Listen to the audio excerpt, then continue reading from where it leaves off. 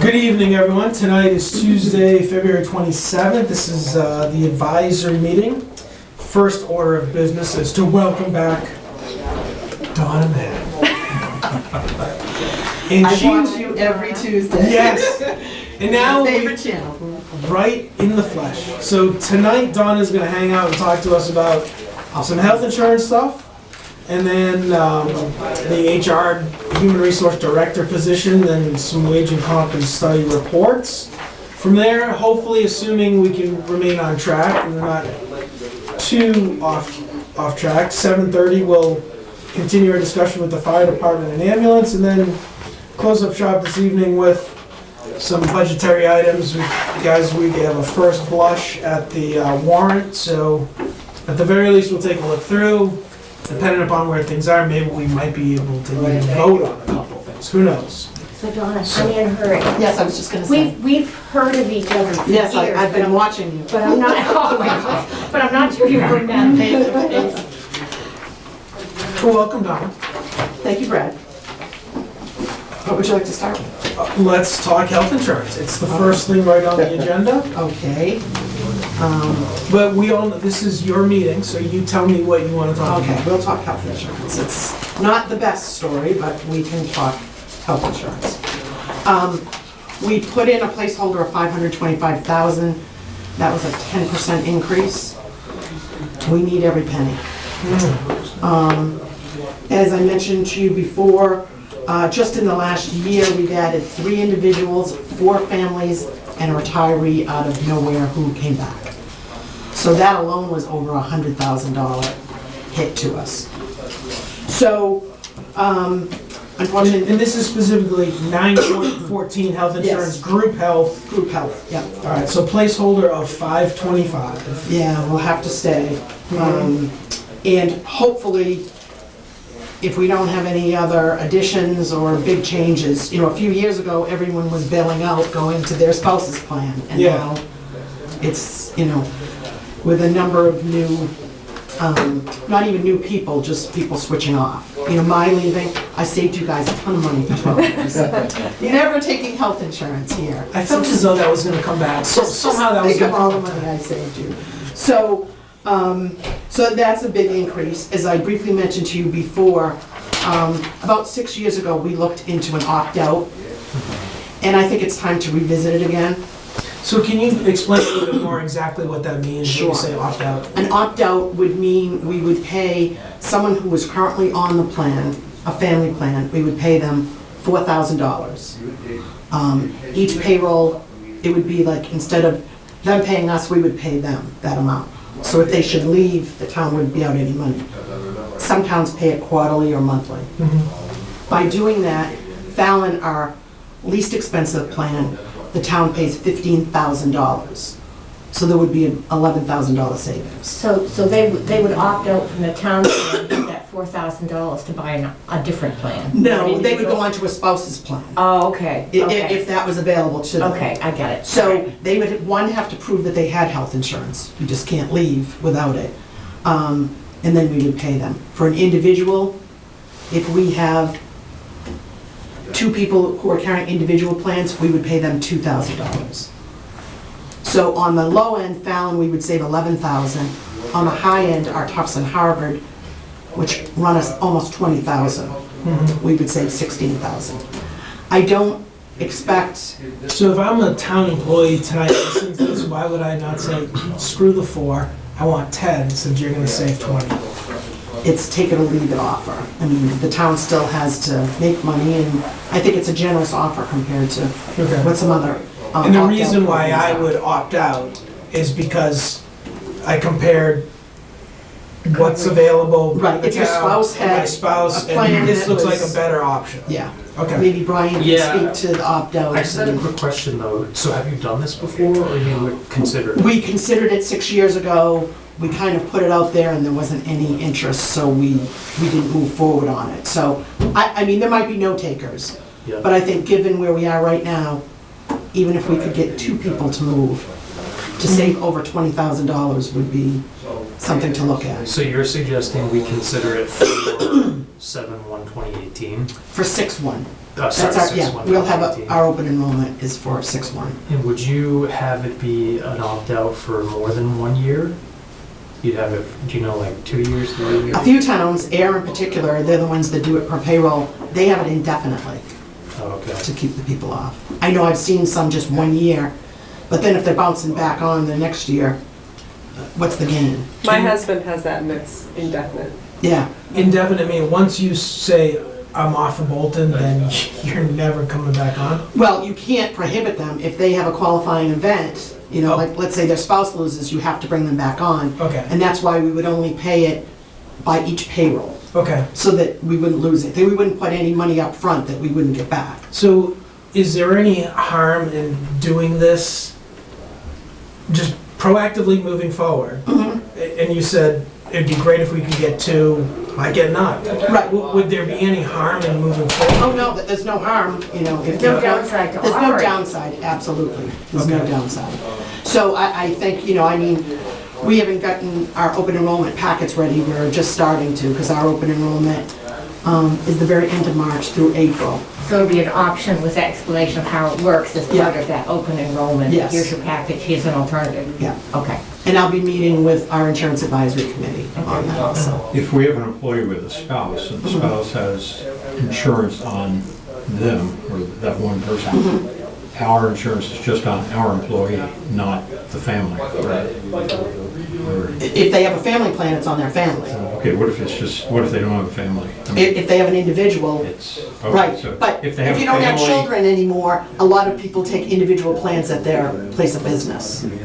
So I guess you'd have to look at the cost of going to a family and picking up the 2,000, how it would be. I don't think you have a lot of individuals who switch that way. I think it's more, you know, your family plan. trying is to recollect how better. the private sector, or, Yeah. you know, And it would, It's pretty common in the private sector. and it would be an assessment of what plan suits their I'm needs sure they better, do, right? whichever way benefits the Right. corporation, and that's the way they do it. Yeah.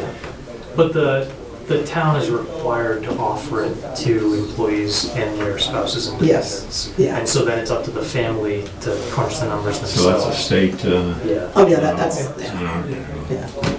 You know, I know private employers, you know, I've always taken insurance through my husband's plan, and they used to assess what it cost for me for my insurance, and then we need to pay a surcharge, you know, to do it that way. I mean, I think the buyout is a really good idea because there might be some people who jumped on here because they have a high deductible through their spouse, but if they're getting $4,000 from the town, then they could pay for the deductible. Right.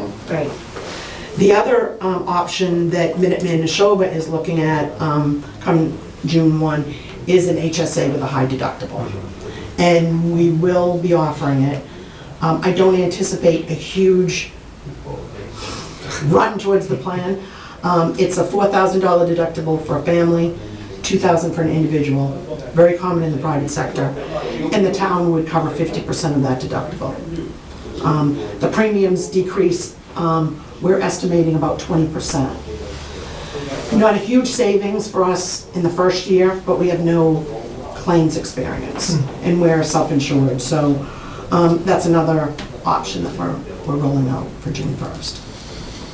And I presume that one would be a cost in the sense that if you offer it and there's no takers, what's the downside? There's no There's no downside. downside. No, no. So it's just the risk of participant confusion. Like there's more choices within the health space to say Right. what is right for me and my Yeah, family. I mean, it's a learning curve, and I think, Okay. you know, we're having some seminars so that people can understand what an HSA with a high deductible is. We have, there's something online they can watch the presentation by a couple of our health vendors. So, I mean, it's definitely where health insurance is moving. I think Without a Brian doubt. can speak to it. Yeah. So, you know, it's still a very rich plan, the plans that we offer, so. Yeah. But the cost, you know, with these numbers increasing, Yeah, I mean, I was shocked at the increase in a year.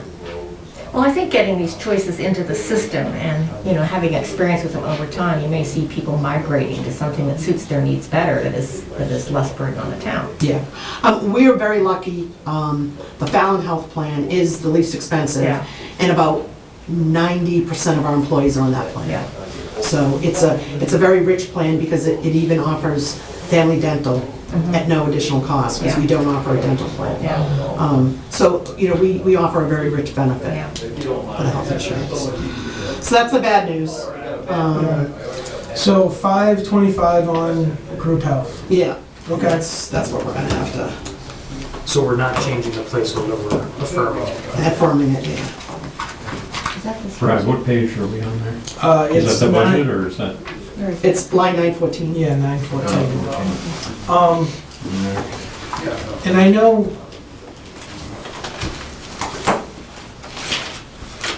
the new treasurer, and Kristen, I feel terrible that I can't remember her name. She talked to us about the Worcester retirement assessment, Yes. and she even provided some rationale on how they Yeah, I think come she to gave that. me the sheet. And so the 408, that's locked and loaded, that's, okay. And I feel as though we voted on. You didn't vote on any of them because you wanted to vote the whole thing. Okay. We were waiting. Yes. You're right. Donna, do you have the workers' comp quote? You do? Okay. Do I have it? Do you have it? No, because it was Linda's line. Do you want it? That went up also. That went up. Hold the top. Okay.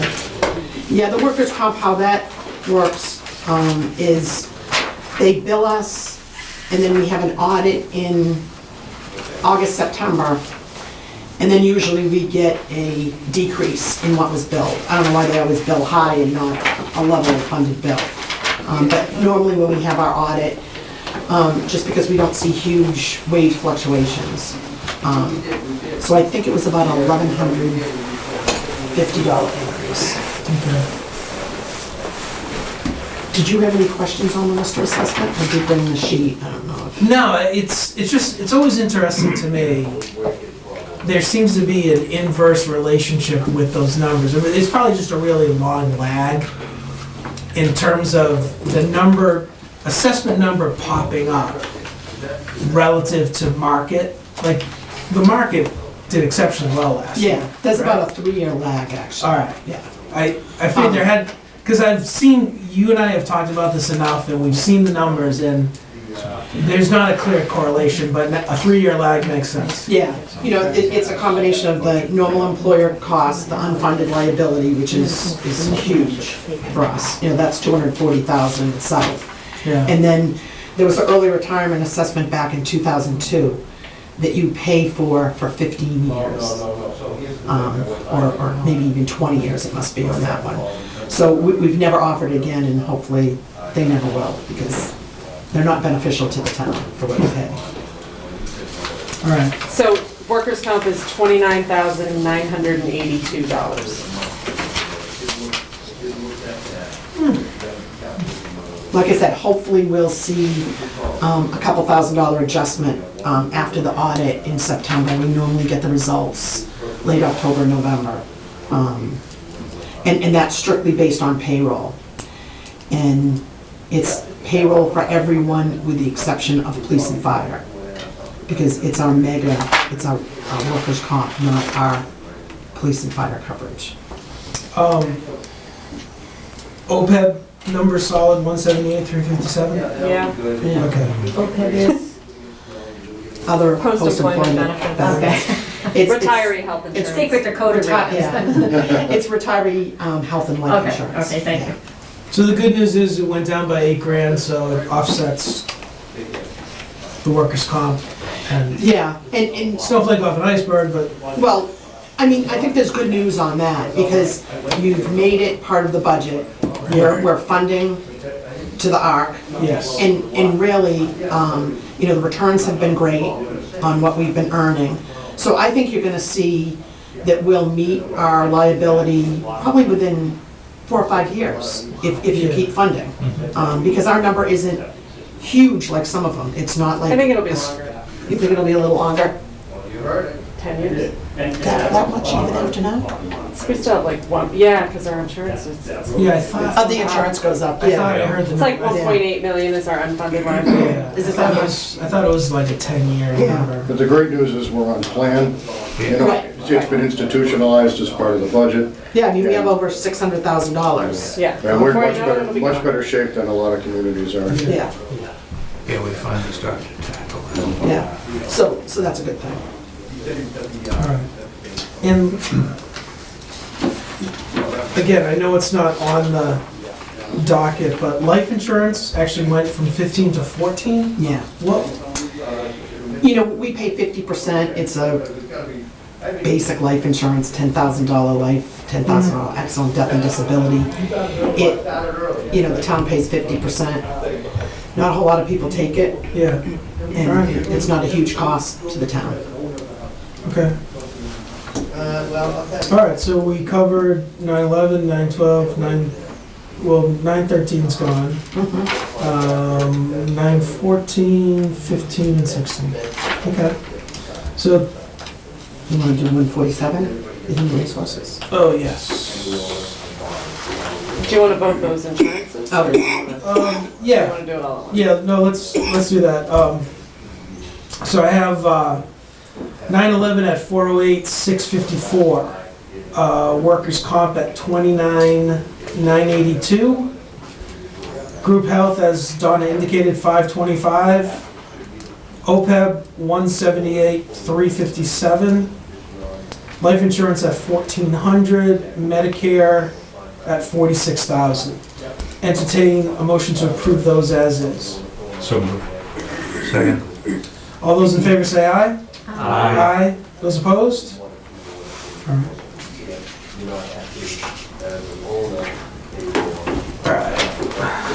I'm sorry, Donna, you said one. 147.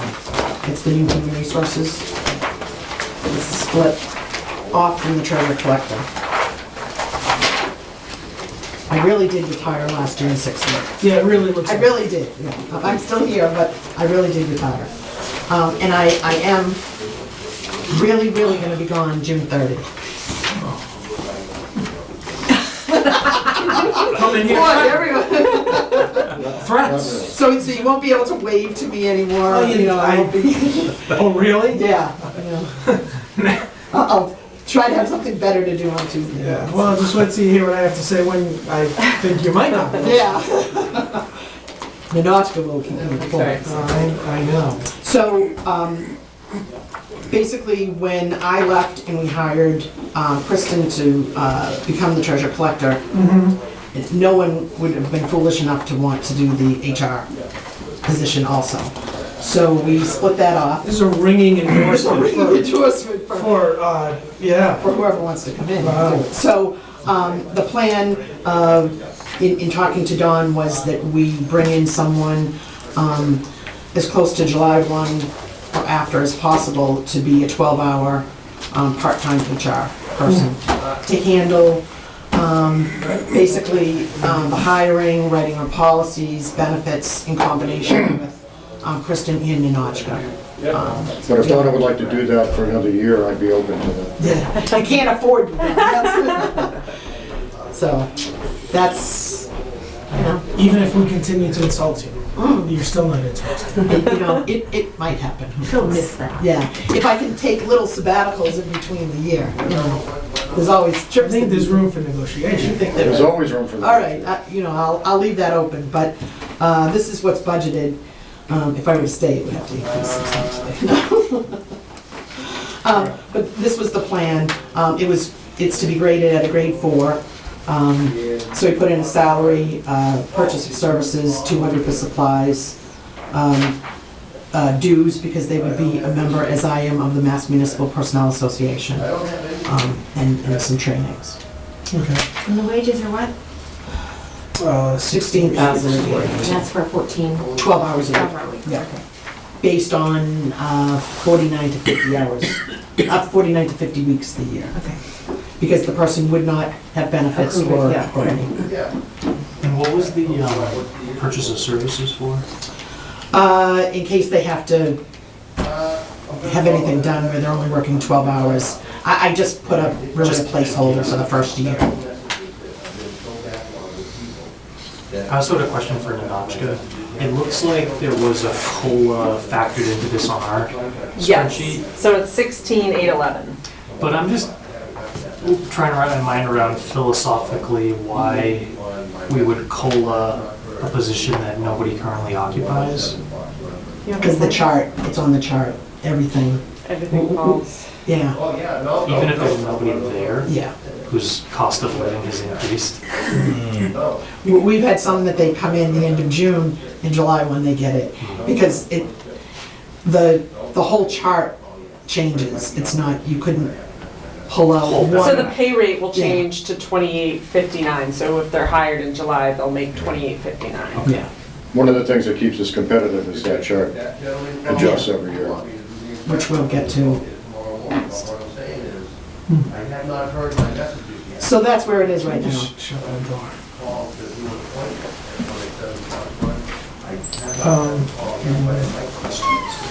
Any other questions on 147?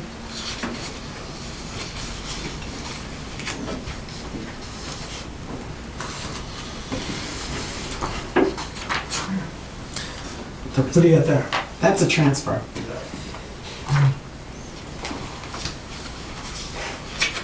What should we do first? All right, so Vote on one, this. what's that? I vote on this first. Yeah, 147, wages 16,810, all total 19,411. Entertain a motion to approve. So move. Second. All those in favor say aye. Aye. Aye. Those opposed? All right. This is a request for transfer from the reserve fund. The amount requested, $15,987.50 to be transferred to, The treasure collector. Yeah. Right now. I don't feel like reading off those numbers. Yeah, that's okay. 145. Yeah. There's a present balance in the account prior to the transfer of $28,881 as of 1/31/18. What is this for? It's for salaries to get Kristen and myself to June 30. I got it. When the budget was done the year before, I hadn't retired yet, and then I covered a couple months, and then the continuing of the HR position. So it wasn't So clear it enough. smooths everything out. It's clear enough. Any other Do you have questions? extra copies of that? I do not. Those are usually included in our agenda. But I don't think they're- Yeah, No, it wasn't. No, It okay. wasn't, all we've got here is the warrant Yeah, no, it in wasn't. the agenda. Which is why I keep looking over Brad's shoulder here. Other further questions? All right. Entertain a motion to approve of this transfer as is. Amount requested $15,987.50. So move. Second. All right. That's a little slow, guys. Yeah. Are you with me? You following? Keeping up with me? We didn't get the paperwork, so we're gonna be Yeah. slow. All right, they haven't seen it yet. That's my fault. Jesus. My apologies. Well, we're taking some of this on faith, Don. Yeah. All those. I have the Yeah, accountant she's running. here. She She's gonna be verified jumping the on accounts. anyway. Yeah, I know. She's good for it. Oh, yeah? All those in favor say aye. Aye. Those opposed? All right. I'll finish that off later tonight. All right, what do we have next? Well, before we get into the wage and compensation study, I know Brian had mentioned it, there was the park and rec position. I have met with Karen Regan, and we are currently working on a park and rec coordinator position that they will hold off until FY '20. And at that time, it'll be a 12-hour-a-week position to assist the board. They seemed acceptable with that option to start with. So she was going back to her board. We're working on a job description. When I went out and met with all the towns on the wage and compensation study, I found right now Lancaster has a 19-hour a week park and rec. And what I recommended them was at the time they're ready to go out, I would first approach that person to see if they were interested in, piggybacking. That's kind of And the, sharing the salary, basically. well, not sharing the salary, but if they have 19 there and 12 here, Okay. if they're looking to have a full-time job. Got it. Do we really want to reference Lancaster, the financial disaster they're in, as a benchmark? I'm not commenting on that. I don't know if I would. Yeah. Not on TV. So, but they seem Oh, perfectly, I know you perfectly don't. happy with We can talk delaying. about it at the next budget season. Yeah, so they're happy with pushing it off until FY20. So we did meet with them, and I am working with them. So the whole idea of getting a part-time person is for next year? For the just- year after. Okay. that's what I This mean. budget is for Yeah. 19, yeah, that they're okay with waiting until 20. Okay. They came in, like she said, asking, for a 40-hour full-time person when, they knew that really didn't fly. So they're okay working. All right, so, but to that point, can you guys help me, Parks and Rec number and 6:30. 6:30? So the number that's in here is status quo, it's not No the change. assumption of that, and then we're gonna back it up. Nope. Okay, all right, No, it was forget ne- it, it was we don't never need to put go in. there. Yeah. All right. And the only other thing that I was asked to look at, in addition to the wage and compensation study, was the fire chief option. So I can tell you, in doing research, our competitive universe is Harvard, Lancaster, Stowe, Boxborough, West Boylston, Lunenburg, and Bolton. That's the reason why you gave me that look when I mentioned Lancaster. Yes, That's- yes. Okay. So, in looking at that universe, and also in going out and looking at other fire departments that are structured the way we are, or that next step, Lancaster is the closest fit to where they are. My recommendation would be a working fire chief EMT who manages the ambulance squad. And I would say to look at that position a little bit more and plan on bringing someone in December or early January. So I don't, I know there's further discussion with the Board of Selectmen, but that seemed to be kind of the best fit for where, if we're gonna grow it, to go that next step. Yep.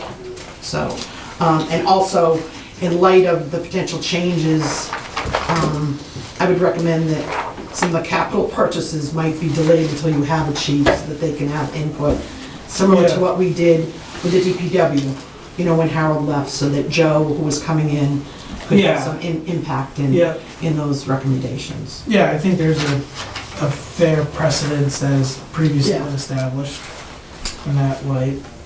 And with that, Okay. I will move. Just a process question. So you get the new fire chief and he does an assessment and he identifies some things that need to be done prior to the next fiscal year. Is there a way for him to get that money at some point? Or does he sit on what they've got there for a full year? Well, I think if he comes in mid-year, he's probably gonna have to sit on what he has, but I don't He think could you put- really wanna load it with money just in case. No, Yeah. but he could come back to, He could come back and I mean, you have 100,000, yeah, okay. leeway. I think bringing someone in and where you're, starting off fresh, trying to create a department, I would think he's probably gonna need a little bit of time to No, assess what's I would there. 100% agree with Yeah. that. By the same token, So, yeah, you I know, mean. there's a lot of backup of stuff that they're talking Yeah. about, and it would be, Yeah, so I think also the expectation is the current regime is also, I mean, if we're talking critical, right? right. That whoever, whether it's the present regime or anyone else, they're gonna come to us. That's Okay. exactly what As the long as hundred's that's in there, for an because- emergency. And the salary range that I found when I went out to the market was between 75,500 and 90,000. So, if you were to fund 6 months for, half of that range. Really, when you look at it, for who would step in, it's kind of difficult because they have a forced retirement at age 65 in the fire department. So whether you find a deputy chief or a strong captain in a bigger department who wants to step in, I don't know who else you would find to take on that role. So that's just what I collected in my research. Mr. Sagansky. That salary is for a full-time? That would be full-time. Okay.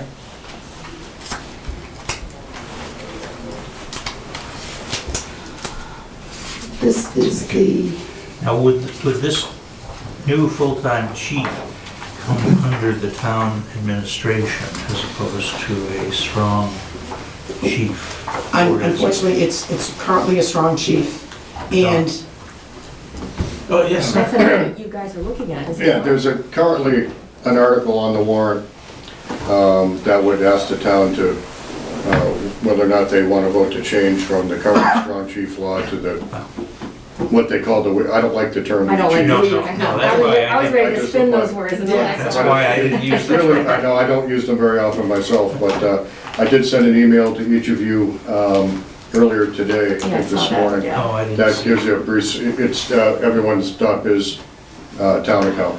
It has a link to the legislation, Yeah. and it has a brief, and it has an article in it referencing a town that had made that change. But yes, that's what the selectmen felt, and I agree with them, that if we're going to make that change, or propose that the town make that change, now's the time to do it, so that whoever the new chief in would know That'd be an what expectation. his or her working conditions are. Yeah. it's a tough thing to change, but I think if you're ever gonna do it now Transition is into the time to do it. I did do a survey for Dawn and some of the selectmen in the area, Yeah, and right now, only Stowe does not have a strong police or fire chief. Does Most of the not? other does Oh, not, okay. yeah, they're the only ones I All found. right. And currently, we do not have a strong police chief, Yeah. Right, I know. and the department, I think, runs quite well, so I think one can make the argument that if the police Yeah. department's runs well under that structure, there's no reason why the fire department shouldn't either. no, agreed. Yeah, I would second that. I mean, it's, What are the pros, cons, John? The pros, well, they're obviously always depending on your perspective. The pros, in my mind, are you've got a full-time professional person reporting to a full-time professional person who can respond immediately Right. to issues rather than reporting to a board who meets twice a month. And you've got the synergy there, you've got someone who understands the nuances of the town, of the budgets and so forth. The negatives that you will hear are, because I've heard them in the town in which I live, because we went through it there. You don't want the board of selectmen or the town administrator telling their fire chief how to fight a fire. You don't want them showing up on scene. But you wouldn't want the Board of Selectmen to tell them that either. That'd be the- Right, and let the board of selectmen do that. Three different opinions on how to fight But fire. those are arguments that I have heard. but to that point though, Don, you just mentioned the police is not under that, and you're not telling No, I do not Barbara tell how I to do not tell the arrest chief, someone or where to. I do not tell the chief where to run radar or anything like that. It's all administrative, it's managerial. Yeah. Another argument that you will hear is currently and this is, of all the arguments, the most valid in some towns, I don't think it applies here, is that right now under a strong chief, the chief appoints all officers and hires all department personnel. Whereas under a weak chief, I'm not saying that word again. No, don't say um, And Just have a non-strong. better The, word. When they report to the No, Board of it's- Selectmen, then it's a, The appointments are made by the selectmen, Yeah. or have to be approved by the selectmen, Yeah. just as when we hire police officers, the final vote is made by sort the of board of dilutes his selectmen. management. Well, that's not usually the concern. The traditional concern is nepotism comes into play, yeah. and your brother's, brother-in-law is getting hired or something like that, and that is prevalent in a lot of towns. But I have to tell you, it'll be 9 years Friday that I'm here, and my phone has never rung from anybody when we've had an open position, not from a selectman, not from anybody saying, hey, my sister-in-law is applying for this job, can you give her a break? It doesn't happen here, it's not part of the culture, and it does happen in a lot of other towns. So of all the arguments I ever hear, that's the one that, It's still cleaner to a certain degree. it is, definitely. The review of the classification and compensation. Page 3 through 7 of this kind of goes back to the history. I'll give you a 2-minute background. When I came here at the end of 2006, we certainly didn't have any HR functions. we had a 16 grade pay schedule. More than, almost half of those were vacant, there were no positions in it. Nothing had been done for years. In 2012, I was able to get $5,000, hire a consultant who gave me this much time, did the rest ourselves, and we threw out the old schedule, and we proceeded to do a two-step process. We met with every employee, and we totally redid all the job descriptions. So we met with the employees and their direct supervisors, wrote it, got approval, buy-in on everything, made them standard. We collapsed the grade schedule from 16 grades down to 8. We did, at that point, we had a larger universe. We had the towns that we're using now, plus we also had a few others that since we found really don't fit. So we've gone down from 9 to the 6. So that was kind of the beginning of it. So we did that research in 2012, and it became effective with the 2013 budget. The recommendation at that point was that such a process be done about every 5 years so that you're keeping current. You know, with our union contracts, they do a 3-year contract and they might look at their competitive universe. But our non-union people, if you don't look, there's never any comparison. You know, we don't want to, as Brad said once, that I caught him on TV, we don't want to be at the top of the scale, but we want to be competitive to keep our people and to attract good people. So, And that can range, is it fair to say that, I mean, I can share my experience in the corporate world, it's not just about the actual paycheck, it's the total benefit package. it's the total benefit package, absolutely. It's even more than the benefits, it's the flexibility, it's the environment, it's a lot of things why you choose to take a job. So,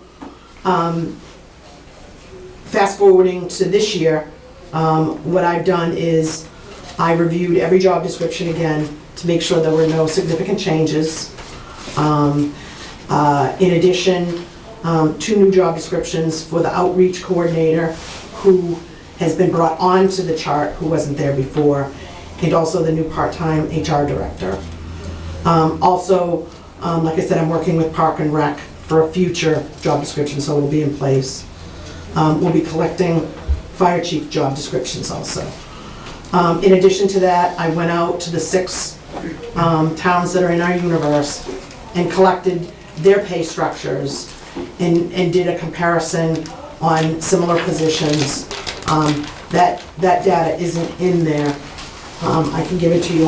But what I want you to see is, first is the classification chart that we are planning for FY19. So you can see, because I don't think any of you have ever seen this. So this is a modification for what, a couple more, Dr. So this is what we currently have with the changes of adding the COA outreach worker. That's the only new change from 18 to 19. Grade 1 is blank currently. I have a proposed one for later in 19, bringing in the fire chief, and 20, where I'm proposing to move everyone up and adding a fire chief at a grade 5, so you can see that.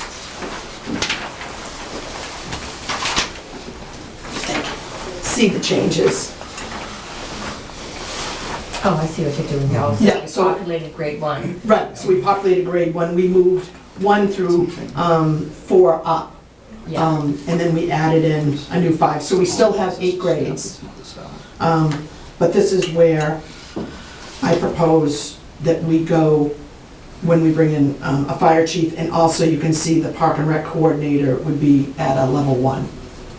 So those are the 2 changes on the proposed version. I was surprised and happy to see, and I think it validates some of the work that we did back in 12, that overall, our people are paid competitively. So I'm happy to say Right now, I'm coming in with no wage adjustments for any grades, which I didn't anticipate when I began. Also, I have a listing, so that you can see it, of our ungraded positions. These are either stipend or hourly positions that we have in the town. It will end up being part of the full package. So we'll have the chart, and then there is also a table that has the firefighter, EMT, and the police lieutenant. That's a public safety, and I didn't bring copies of that. The universe that we have, as you can see, 8 grades, and there's 10 steps. Step to step, it's 3%. Some of our competitors that we looked at, and I have it for you to see.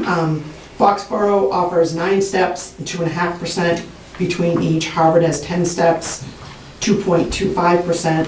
Lancaster has 8 steps, 4% between each. Lunenburg has 8, 3%. Stowe has 5, 8% between each. And West Boylston has 5. They offer a step every other year at 10%.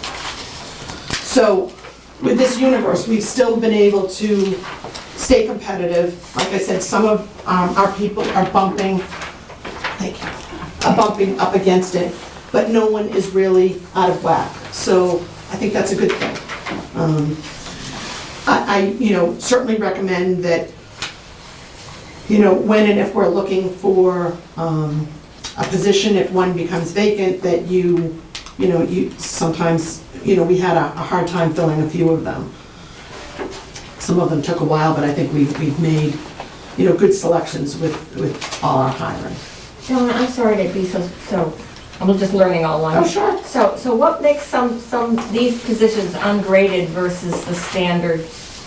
Because there are hourly people on here. Yeah. How do you peg it? Some of them are seasonal Yeah, positions. I saw that part with seasonal people, obviously. Some of them are, let's see, some of the hourly ones. They're infrequent, they don't work. Most of our people here in Town Hall work at least 20 hours, so they're benefited people. The library has a few who are more like 18. Some of these people might only work 5 or 6 hours, and the criteria for them wouldn't have met the grading system. Okay. A lot of these are stipended positions. Yeah, I noticed that, but Yeah. I was thinking a lot of them were hourly, and so how do you Yeah. ever peg that Well, on like some the scale? assistant electrical inspector, he might work twice a year. Yeah. So it doesn't make any sense to put him on where he would get a step every year. He gets So a this COLA. just keeps them off the step system? It keeps them It off- doesn't necessarily, It keeps them off the grade chart, but most of these positions, a number of them do get COLAs okay. each year. It's just so that we have a full list. In the past, I think I've been accused that there were certain positions and people wondered why they weren't on the grading chart. Yeah. And I think there are specific reasons that they're either stipended or... The next stupid question is, how do you set the hourly rate for these people? By position? By position, by the universe. As a municipality, we do not have to pay the minimum wage. Right. Our Labor Council has advised us not to accept the minimum wage, so we do have some positions that are paid under the current $11. What triggers a step increase?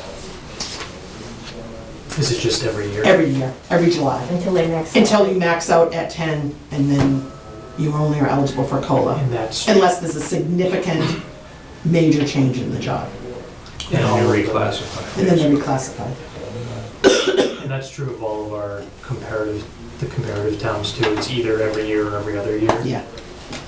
Yeah, like I said, only, I didn't get a confirmation from Stowe, but only West Boylston that I know of, because in their packet it says every 2 years they have an adjustment. And actually, with the information I collected from all of them, I'm sharing everything back, and West Boylston, Lunenburg, and Harvard are also doing the same process. So when I met with them, we determined a sharing of information. So again, the recommendation is that we're good for, another couple of years.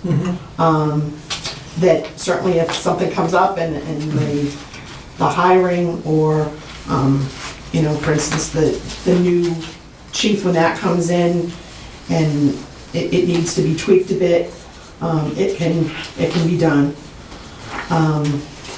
But, this isn't to,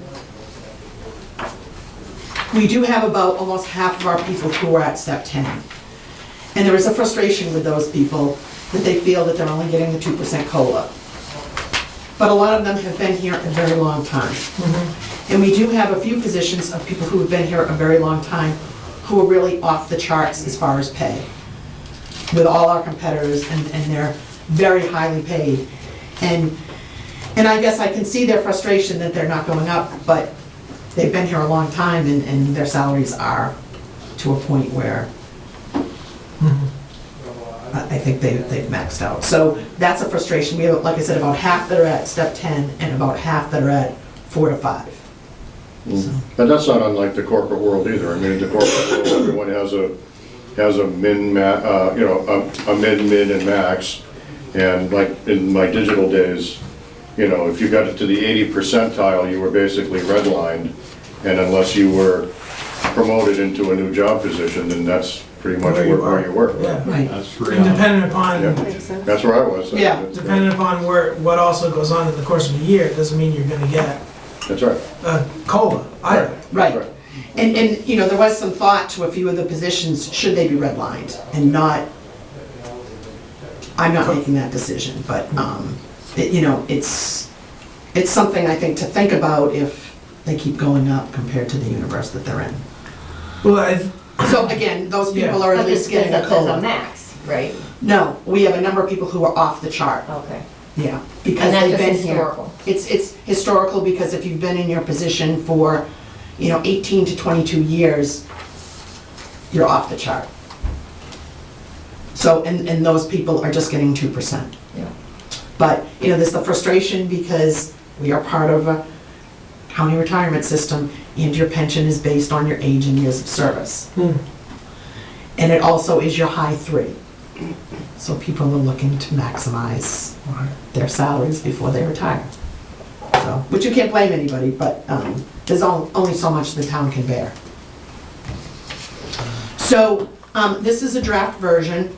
I certainly, if you need more information, if the selectmen or Dawn before it's absolutely finalized, I'd be What do you interested in determine any the comments. COLA? What is the COLA our reference point? Well, I think the town has always been fair and based the COLA and treated the non-union people like the unions. And I think because of that, you've prevented other unions from coming in. I can tell you that most of our surrounding communities have a clerical or non-traditional union. Some of them have manager unions, some of them have clerical unions. You don't want that.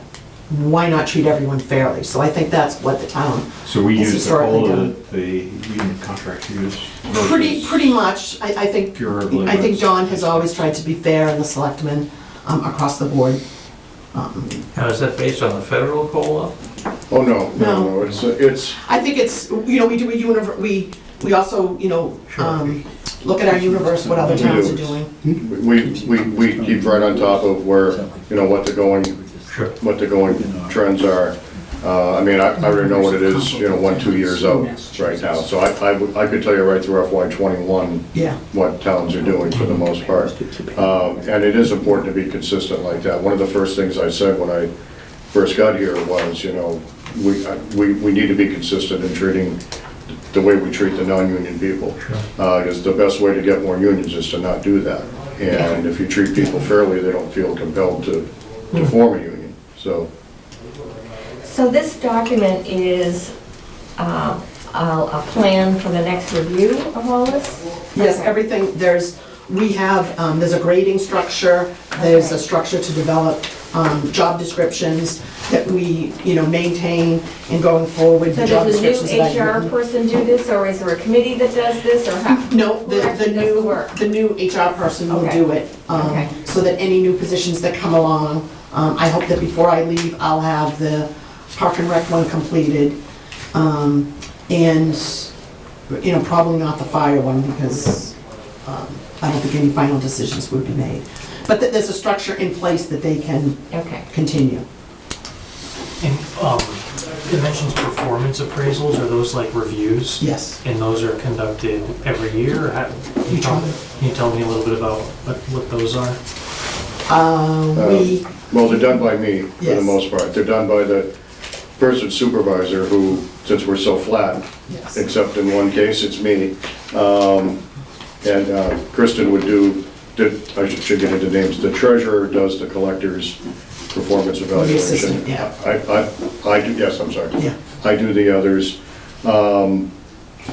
The goal is 1 year. I can't tell you, I always hit the 1 year anniversary mark, but they're done on a regular basis. Do they provide you with a self-evaluation that you then review with them, or? We don't do a self-evaluation, but I do ask for their input. I do ask for what they think their accomplishments are Okay. over the past year. We talk about, obviously we talk about areas of improvement and so forth, but there were no performance evaluations done prior to me getting here, and that was something that I also felt strongly about, and we really started doing it on a regular basis once Donna got the compensation study done in 2012, and we implemented it in 2013, and It was a promise we made to Randy. yeah. Because when I first came, actually Randy was on the personnel committee that I sat on. And when we did away with them, and I ended up with the chores, Randy was very adamant that when we did and revised this in 2012, that be done. So. Yeah, I mean, I think it makes sense, Yeah. consistency, It's- there's a process in place. Well, there's a process in place, yet in a municipality, it's kind of a double-edged sword. Because you have unions who get money, who have no reviews. I know, it's, So I it's, think you know where I stand. I mean, exactly, but we won't go there. But again, I think you have to do the reviews, but you have to keep that in mind, that you are really treating the non-union people in a totally different Yeah. way than you're treating half or more of your workforce, which the fairness of that, can be debated. But as I always tell my folks, and I think any good manager does it this way, when you do the performance evaluation, they should never be hearing anything for the first time. I communicate on a regular basis with my folks. They know how I feel about the job that they're doing. If there's something that's not working well, they come in for a chat. Also, if there's something that's working well, they hear that too. So really, a performance evaluation really kind of memorializes the conversation we've had over, since the previous review. And no one ever gets a surprise from me, and that's not the way it should be. That is the way it should be. No one should be getting a surprise in a performance evaluation. So look it over. If you Yeah. have any questions. My parting shot before I go, no, this is something that Ninochka and myself had said.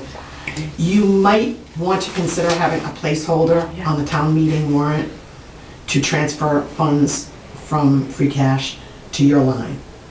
Only for the fact that where I just gave you a hit tonight, where Dawn's gonna be hitting you for legal for the next 6 months, it can't hurt to have that placeholder. If you don't need it, you pull it. But last year we had it. It's something to think about. Yeah, I would agree with I that. agree. So- It doesn't hurt. You're just taking it for free cash, and if you don't use it, it just goes back. Exactly. So it's something to, like I said, if come town meeting you don't need it, you withdraw it. But. exactly. I mean, I think last year was a good demonstration of just a safety net. and- Right, yeah, because we came very close. Exactly, and I think, to me, it's, what, if it wasn't already in there, I would have been talking to you guys. Yeah. It makes sense. And Especially. as an example, the next transfer for legal, within a few dollars is right around $5,500. Oh, God, Ooh, now that's you're a gonna lot. say 55. I know, 55,000. I heard 55. I was like, what? I hear your gasp. No, I would be. That's much better than I I'd be thought. selling that, Yeah. I'd be saying that over my shoulder on the way out there. Yeah. Well, 'cause we were, He's sitting there talking about there's no surprises. Like, oh yeah, I just all right. Hard pedal stations. and that's on the low end, because we were estimating about 10 a month, so that's a So good that's part. So, unless No, you this is have another very question? helpful. And I know, Brian, it was probably a month or two ago, we were talking about, getting some of this memorialized into the GFOA in terms of just process and procedurally how the HR function. So Mhm. I think this is a good start with it. And Yeah, if you need more detail, I mean, this is kind of a summary. exactly. You know, No, I don't think you need all the rating stuff, Yep. so. No, very much. Thank you.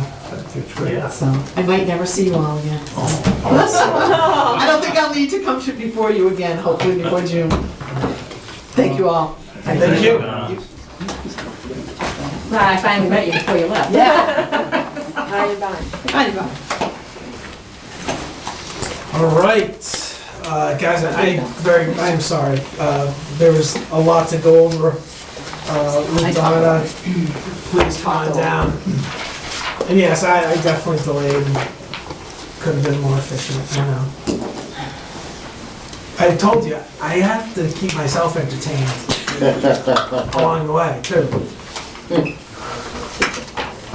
All right. So thank you, guys. The topic of discussion, review fire department ambulance FY budget articles. So, if we go into the agenda this evening, where do you guys want to start? Is there an extra copy of that available? Yep. Let me see if I can. It's not on that.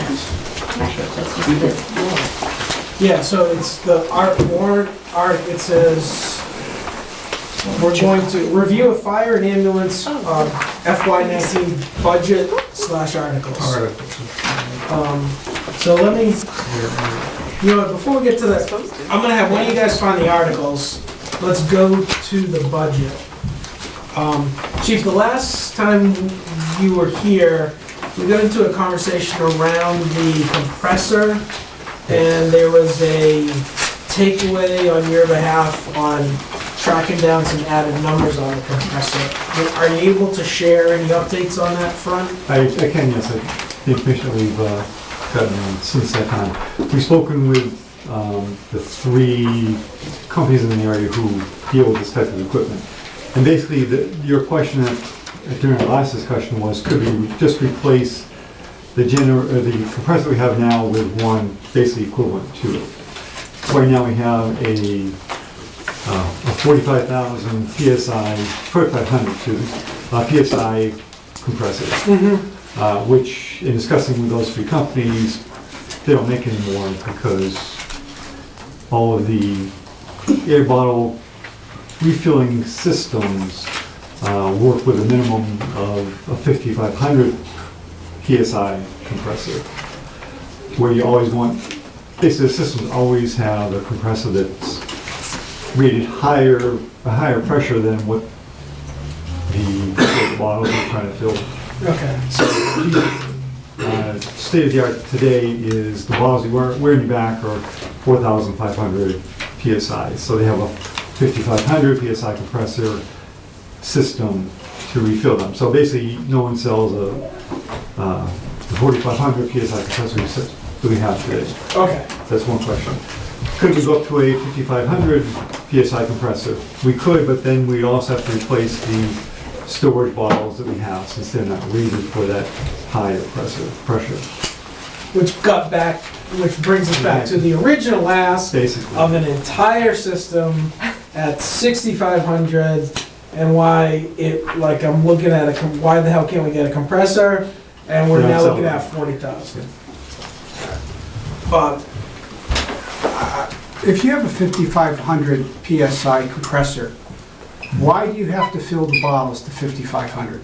You don't. The bottles will be filled to, our current bottles will be filled to 4,500 PSI. The, So but you just said we'd have to replace the bottles. I'm sorry, there, as part of the system, there's a compressor which feeds air into a set of storage, The bank. storage bottles. Yeah. Which are large capacity steel bottles. And they're just there to store air in, basically. Okay, but you don't have to fill them to 5,500, do you?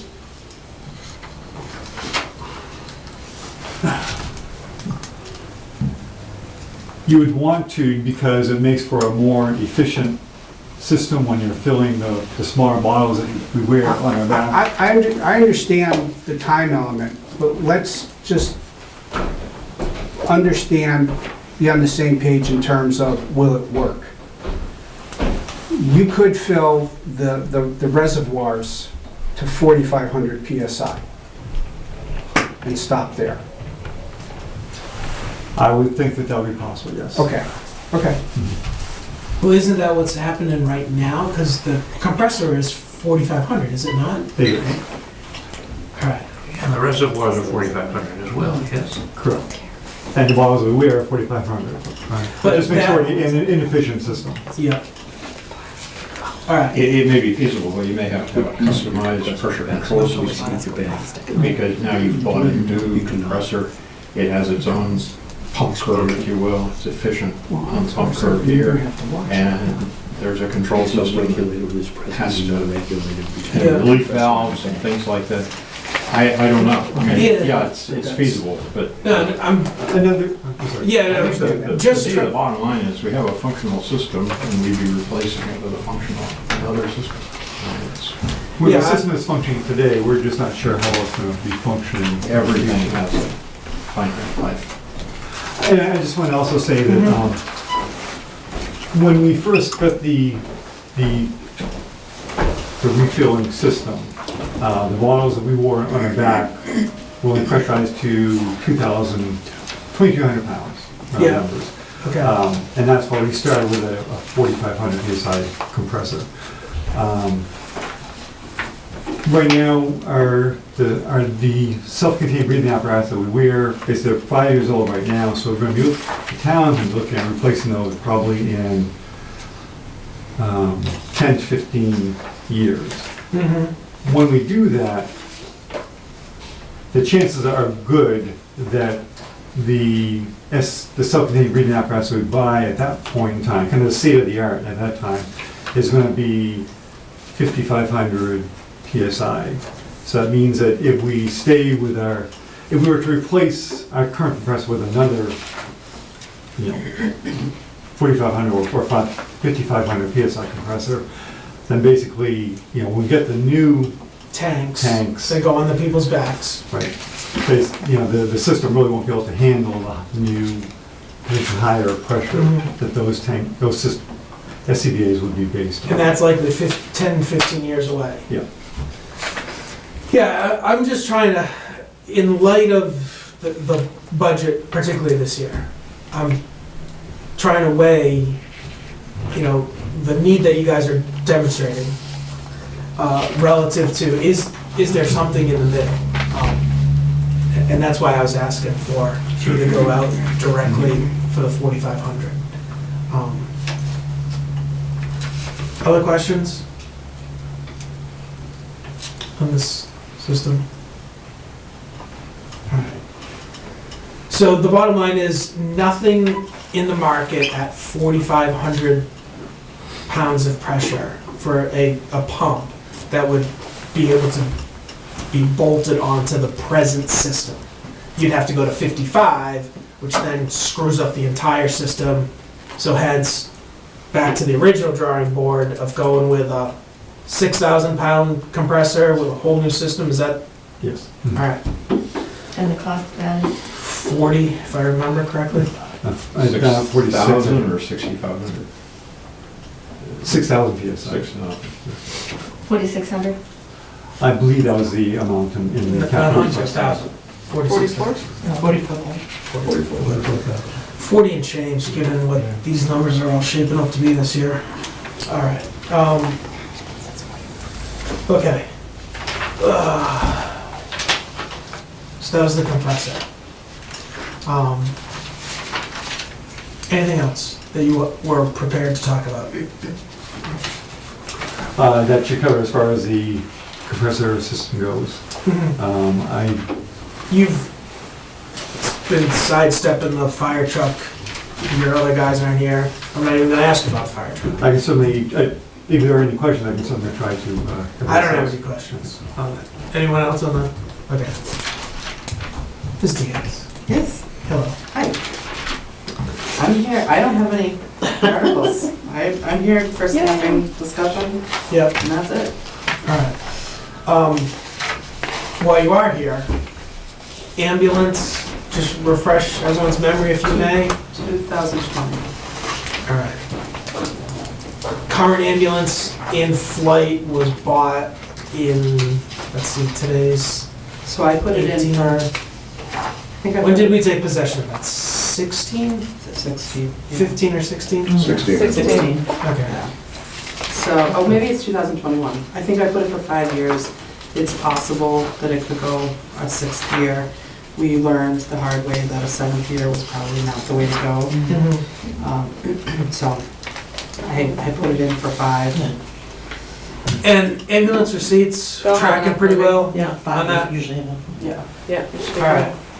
Yes, sir. We kept the old ambulance, didn't we? We did not, We did not, we got rid of it? Okay. but we will probably be having that same discussion in Thanks for bringing that up. 2020. Well, What's, Parts. what would have happened that hasn't happened because we didn't have a second ambulance? Well, I mean, we've had a couple of calls that we could have staffed and gone out on. There's, events that we can't participate. Anytime that we have any kind of maintenance done to the ambulance, I have to beg and plead with other towns to get their ambulance.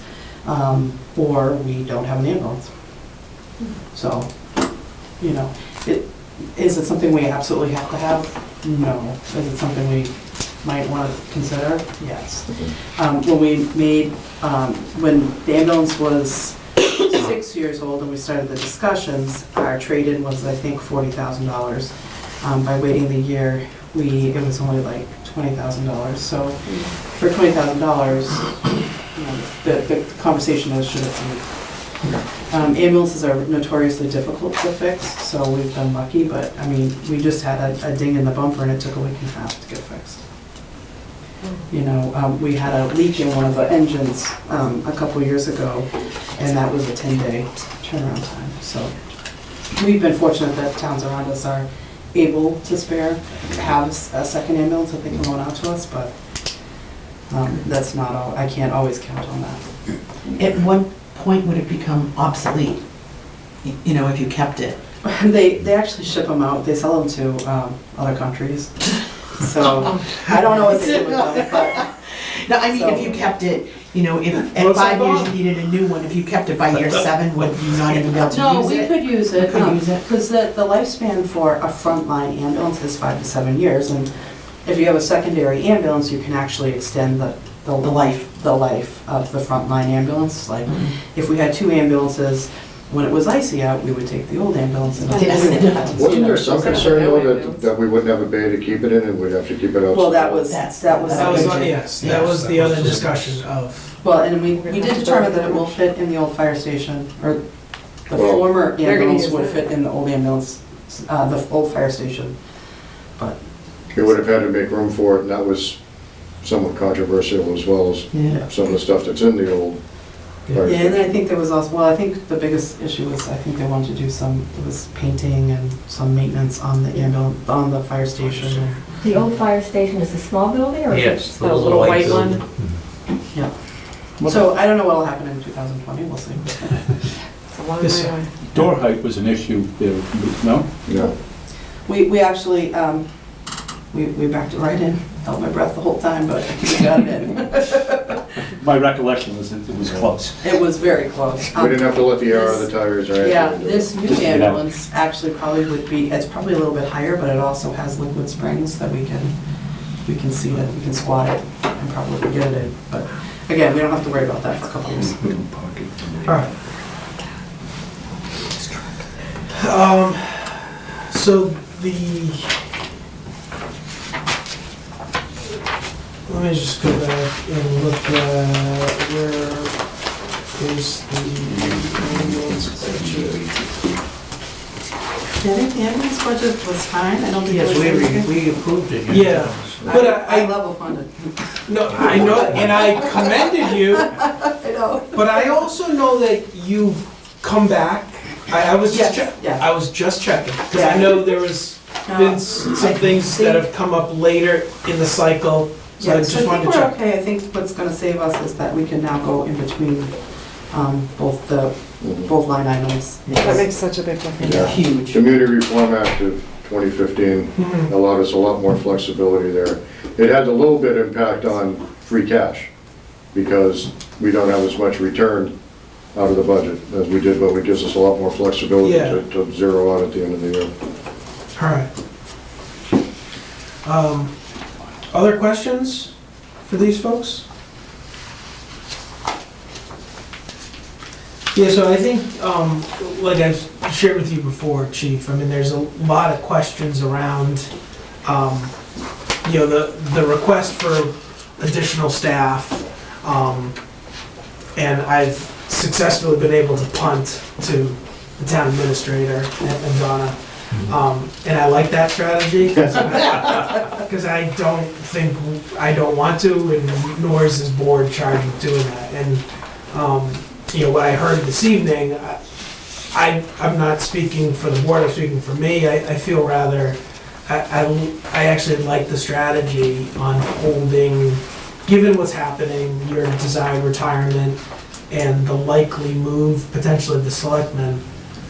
Personally, I'm inclined to wait to see how that shakes out before any type of, big capital items come down the pipe, and even staffing.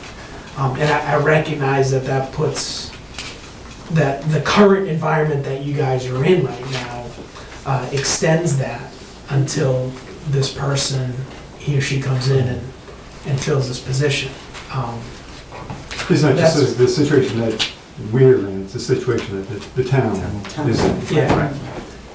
Yeah, I think that the need for the staffing is there, absolutely there, irregardless of, what might happen with a new fire chief. So, Yeah. All right. It's only gonna get worse. It's not, this is something we've struggled with for the last 30 years, this model. And we need to start looking to move forward, whether, what I don't want to see is that, on the ambulance side, the state can step in, and then all of a sudden we have to, hire all full-time people. Wait, so, I'm sorry, you missed me on that. Share that with me again? So if we can't provide the services that we're supposed to be able to provide, the state could get involved, and all sorts of things could happen. And then what I don't want to see is that, we're all sitting in this room and we're trying to figure out how we're going to fund a full-time 24/7 department, right away. Yeah. And so the delta of that, from where we are right now to that scenario that you just laid out, where are we? We're not there yet. We're not, I wouldn't say that we're close, but we're trending downwards. And the problem is that, it's not a good feeling for those who are, call personnel to feel like you're failing, to feel like we're not doing enough, we're not providing. And that has a definite impact on, the way that people respond and what's the right word? I'm not sure the word you're looking for, but something one that, to me, is just the stress it creates, knowing that the town's so dependent upon you, responding basically on every call, and that suddenly creates a stress where you can't really feel as though you can really guarantee that or fulfill that need that Part of that is there. On the ambulance side, the focus recently has been on the day and the cadet program. And it was the state going to make any changes to the cadet EMT program. And we want to, we prevailed short-term in that we've got an additional 1-year extension on our waiver while Kate Hogan at all work at the state level to try to sort out a longer-term solution. And we've put a lot of energy into that. But we are also looking at off shifts, second shift, midnights. You know, we're not getting the response that we used to on calls like that. So we're exposed there too, whereas, you know, the people always talk about the days because it's the cadets, and that's really important, but, you know, the issue is greater than that. And saving the cadet program doesn't help the off shifts. Yeah. And then on the fire side, again, you know, we're having less participation. I don't want to speak for the chief, but we're having less participation. The roster is smaller, and the number of participants is smaller. People leading busier lives. You know, 20 years ago in Bolton, a lot of the firefighters lived in town and didn't have quite as much going on perhaps as you do now. So we have more people who live out of town perhaps than we did before. Still in relatively close proximity, but, you know, I don't know that it's where they live as much as it is just the level of involvement and the level of commitment that people are able to make. I would agree with you, Don. I mean, having seen some of the presentations, you know, we really, people have an expectation that there are top-notch safety services. And I think we're at the tipping point of where we really need to look at how you make those more robust. And it may mean a greater investment, but you just can't watch a house burn down. Right. And I think, All you need is one. Yeah. And you're- and I think what's unique about Bolton, unlike a lot of call departments, is we don't schedule. Most call departments schedule someone, you know, 1 or 2 people to be in. When I talk to a lot of the departments, they might have a few full-time people, but they schedule. It's not just responding to a call. And that makes, I know in the past when I've got unemployment claims, and I say that, they're like, do they work all the shifts given them? I'm like, we don't have shifts. They respond to calls. And no one understands that. I think we're sort of at the tipping point. Because we are very unique in that way. So I think that is probably gonna have to be addressed. Right, and whether it's the ambulance department or the fire department, the people we have responding, you know, are quality, dedicated people. Right. It's, you know, I don't want anybody to think we're disparaging anybody, it's just that the pool that we have is diminishing. And so that's really the big issue for the daytimes. And the town is. It's just that we don't have people to schedule. So, you know, I think it's They sort of a just aren't common there. look at that whole Yeah. thing.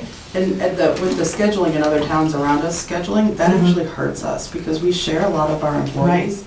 And so I've had multiple people say to me, I'm sorry I couldn't have gone on that call the other day, but I was on call for the town of XYZ. Yeah. Yeah. So. You don't I want to mean, mention Lancaster. Did So I then- mention anybody? yeah. Did I mention anybody? So I We share mean, it with might the benefit us if you could offer that, you know, then If we we- might right. be able to draw. Yeah, and we've talked about scheduling before, Yeah. but there is cost associated with Right. that as well. Absolutely, So, Yeah. but those are the kind of things that I'd like to see us start, like, you know, making smaller movements towards Yes. versus saying, okay, Or do a next year. trial. you know. Yeah. Some Yeah. exercise Here of you understanding understand. what the baseline needs to be, and then how do you get from here to there? And then you're gonna get incremental investment over time. But if you don't know where you're going, you don't Chief, realize. when a couple of us were with you that met a couple weeks ago, you mentioned the concept of squads. That's the word that we use, yes. All right, and so that's what this scheduling concept Yes. is? Okay. And I think, as I said, to me, the town has 2 different problems. One being the daytime coverage where there just aren't people available.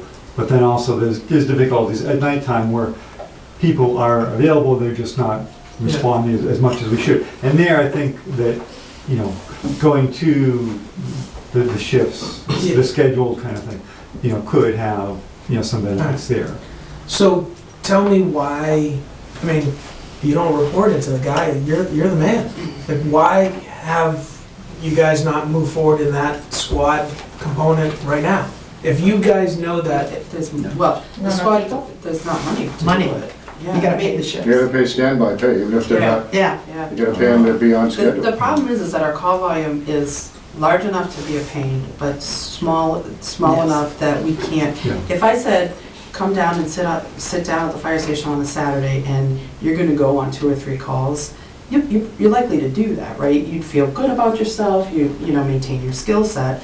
But if you come down 2 Saturdays in a row and you sit there and nothing happens, after a while, you stop doing it. So to mitigate that, there has to be at least some sort of pay. Absolutely. I think that if we were doing call after call after call, like we did this last weekend, I wouldn't have a problem, but that's not the way it works out. So when you say schedule, they're physically at the Well, station, you or they're can do just it- available at their phone? You can do it a couple of ways.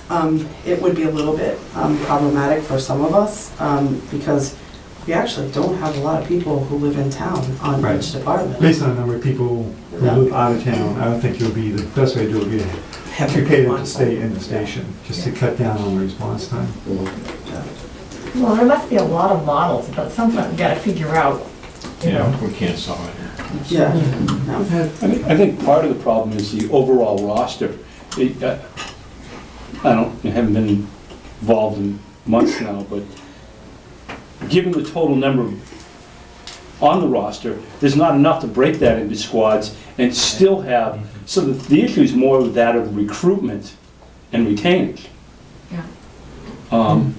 You know, if it's a roster of 10 or 20, and you get a 20% response rate, it's still not enough to fill a truck. So even if you did have assigned squads, right now, unfortunately, Bolton's in a position where it's, you know, everybody that can really should and has to respond. And it's difficult to get up at 2:30 in the morning when it's 8 degrees out and for a CO alarm, you know, except to those people that are expecting us to arrive.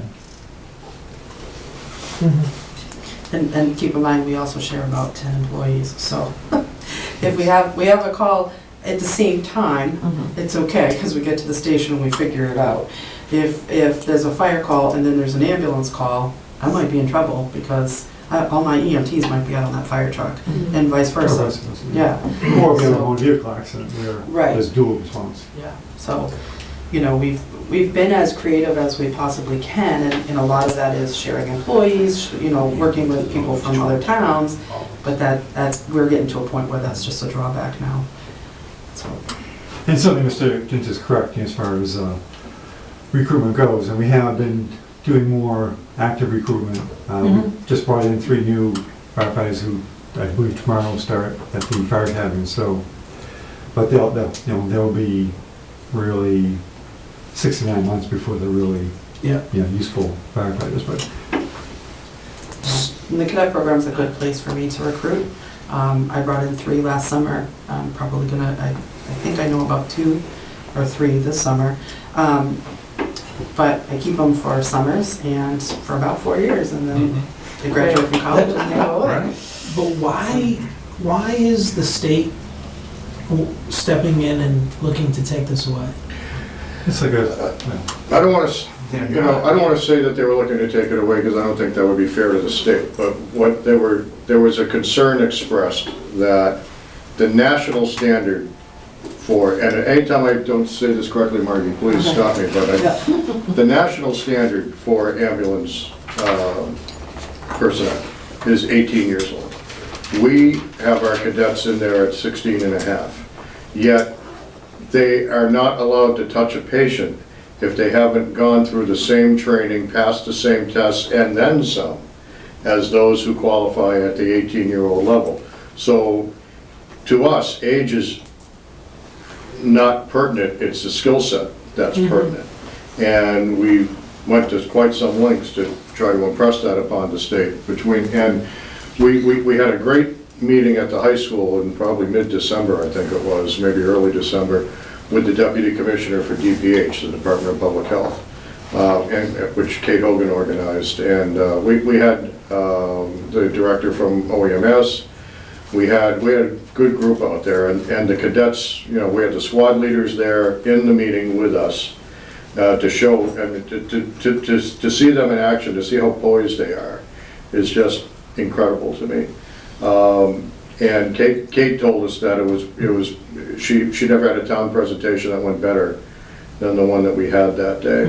I think that day would, directly led to getting the 1-year waiver, while the commissioner, who is new, sorts it all out. And she wants to sort it out, and I think it will get sorted out. What the final answer is going to be, I don't know, but I think we've made a very compelling case that in 30 years, this has worked for 30 years, and it's not broken. And it's not a matter of, well, this is the way we've always done it, because that drives me insane when somebody says that. But this is what I refer to is 30 years of excellence. 30 years, this thing has worked well. It could work well for another 30 years. So, and I think we really impressed that upon the state. So the state had to do their due diligence. They had to come in. There were questions raised. Certainly nothing to do with poor performance on this end. Just, if it's 18 at the national level, why is it 16 and a half here?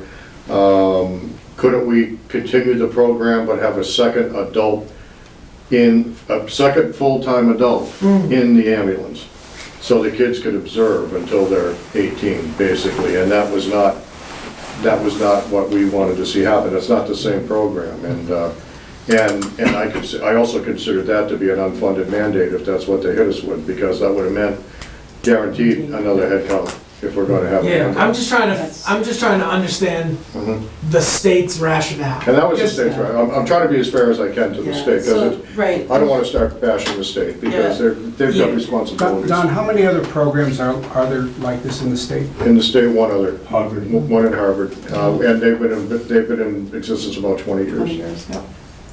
So, and I have heard in the past, this current administration did not say this, but there has been a worry that having a program like this could impede the natural progression from volunteer, as we were, 10 years ago, completely 100% volunteer, to paid positions. Whether that's true or not. What does the state care?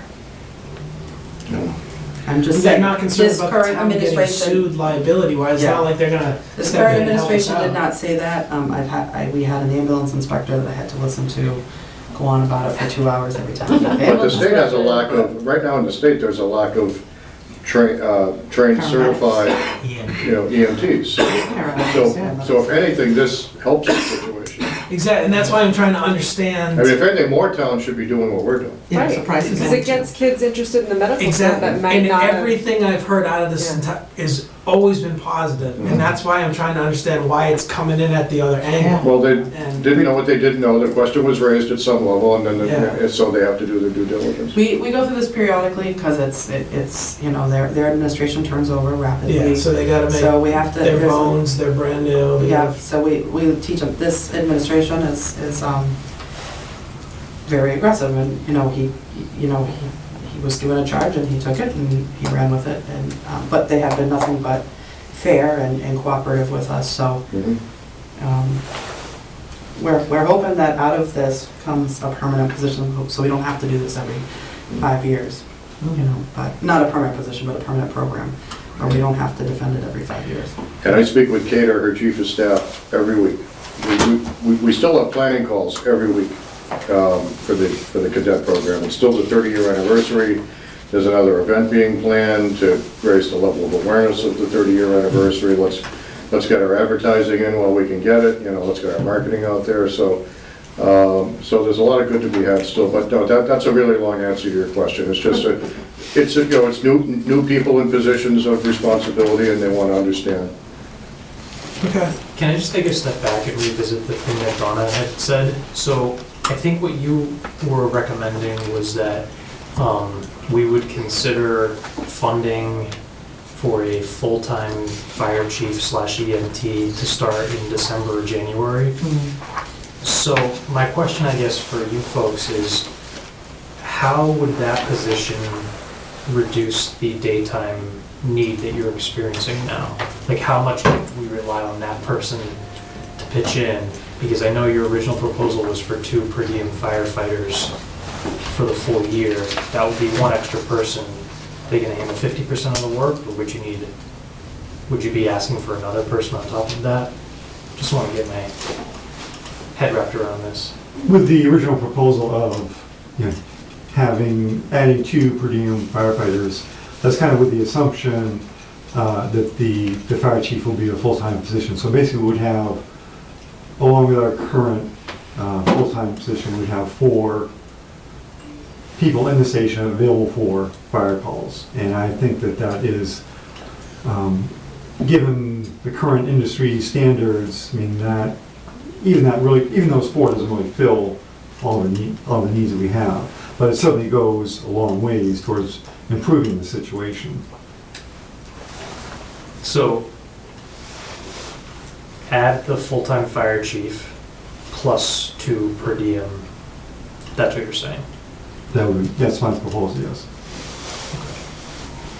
Costing now, I- we're talking about 400,000. Yeah, but I think, and correct me if I'm wrong, but what's unstated here is that it's the expectation that whenever a fire truck goes out, there's gonna be 4 people on it. So, do you wanna wait for that 4th person to come to the station before the other 3 leave? That's part of the... If that 4th person is a call firefighter, then Right. if there is a 4th person responding, in that case, probably the No, 3. I'm just trying to rationalize the number 4 here, Mhm. that's all. Because that's the minimum, ideal minimum to go out on a truck, to go out on a call. It's one standard. I mean, ISO says 4, NFPA, they're looking for to have 6 Okay. on scene. And for ambulance, it's 2 certified basics, or in the town of Bolton, 1 certified basic and 2 certified cadet EMTs. Okay. And if you just look at the functions that need to be filled once the fire personnel arrive on scene, then really, it's very easy to really need 5 or 6 people, to fill those needed functions. It's just tough to wrap your head around what are 4 people gonna do 8 hours a day compared to what's not going on there now. That's Well, I know from my own experiences, there's a lot of work that the full-time fire chief would have to do that's currently just not being done at all. what kind of stuff? I mean, a lot of planning work, a lot of administrative work, a lot of interaction with other fire departments, Well, I don't wanna steal your meeting, so just tell me when to Yeah, stop. no, But I've seen a job posting, not in Massachusetts, in another New England state, for a part-time fire chief who will work with a full-time fire administrator. And I think the idea there is that instead of hiring a chief full-time at a full rate, it's cheaper to hire a chief part-time, but have someone dedicated to the administrative stuff. So I would just like your reaction to that idea, that model. That's pretty much what we have right now. in a sense, yeah. So that our full-time employee shares, he does a lot of things that I can't do. He does a lot of things that John can't do. And then he does a lot of things that are expected during the day. I do think that he's stretched incredibly thin. So would I be opposed to discussing a part-time fire chief and adding a second person? No, I wouldn't be opposed to that. Would you save any money that way, though? I mean, I think we're kind of kicking the can down the road. Right, We yeah. don't really need to, but that's worked for us for 12 years. So that one person's doing the admin for 2 separate, Yeah. okay. And I know that, again, my experience, since I've been fire chief, as a stipend position, I mean, I've been putting in 15 to 20 hours a week, Yeah. just for fire chief, stuff. Yeah. That doesn't count Yeah. responding on fire calls or anything else. Okay. And, there's a ton of stuff that I just never do. Okay. But then again, you have a job too. So, I mean, if you truly want someone, on site 20 or more hours, a part-time person, I think your recruitment would be very difficult in I Massachusetts. agree. Yeah. Almost impossible. I think we've been as frugal as we can for Yeah, as long as we, yeah. I mean, you Yeah. stretched it to its brink, having another job and then putting those kind of Yeah, hours again, in. the Connect program's 30 years old. Yeah. And that was, we thought outside the box, not we, I was not that old, but I'm close, but not yet. She started very young. Yes. I actually think I was in the 5th year of the Cadet program, but, so they thought outside the box then. So Yes. this has really, it's been ongoing, you know? Well, I think we've gotten to a point, sort of a tipping point, where we really have to look what the alternatives are. I mean, we can't solve it here. No, And, I'm no expert in emergency services, so, my opinion's not really valid. But I think we probably really have to look at it over a period of time and our residents expect a certain degree of coverage. And, at what point do you have to say, well, we can't provide that? Or, we can provide that and here's the value and here's what it's gonna take. this is the type of conversation I wish we could project onto every television or watching device in town, because Linda sent out the monthly notice of my next coffee with the town administrator. And until recently, I was having a really good time with myself because nobody was coming. But they came, and 6 people came to the last one, and I got an email. It's the day that the notice went out saying, I can't come to your coffee this Friday, but you should know that because of the new federal tax law, I'm not able to deduct $5,000 worth of my property taxes that I've been able to deduct in the past. Therefore, you people are gonna have to start thinking, it can't be business as usual. You're gonna have to start looking to see where you can reduce, because it just can't be the same. Basically, it can't be the same spending. And, and I get that person's frustration, as I'm sure there's a lot of people in town that Right, feel the that way. administration, not ours. But, Hello? and I respect those concerns. I just wish people, somehow we can make them more aware of the fact that we have these types of conversations and the deferred spending that we have had for a long period of time. And when we do have to look at increasing spending like this, that, the people in position of authority take it very seriously. At some point, we have to provide the service. And if it's not coming, the grants are gonna be drying up. As your constituent said, he's not gonna be able to deduct his real estate taxes next year.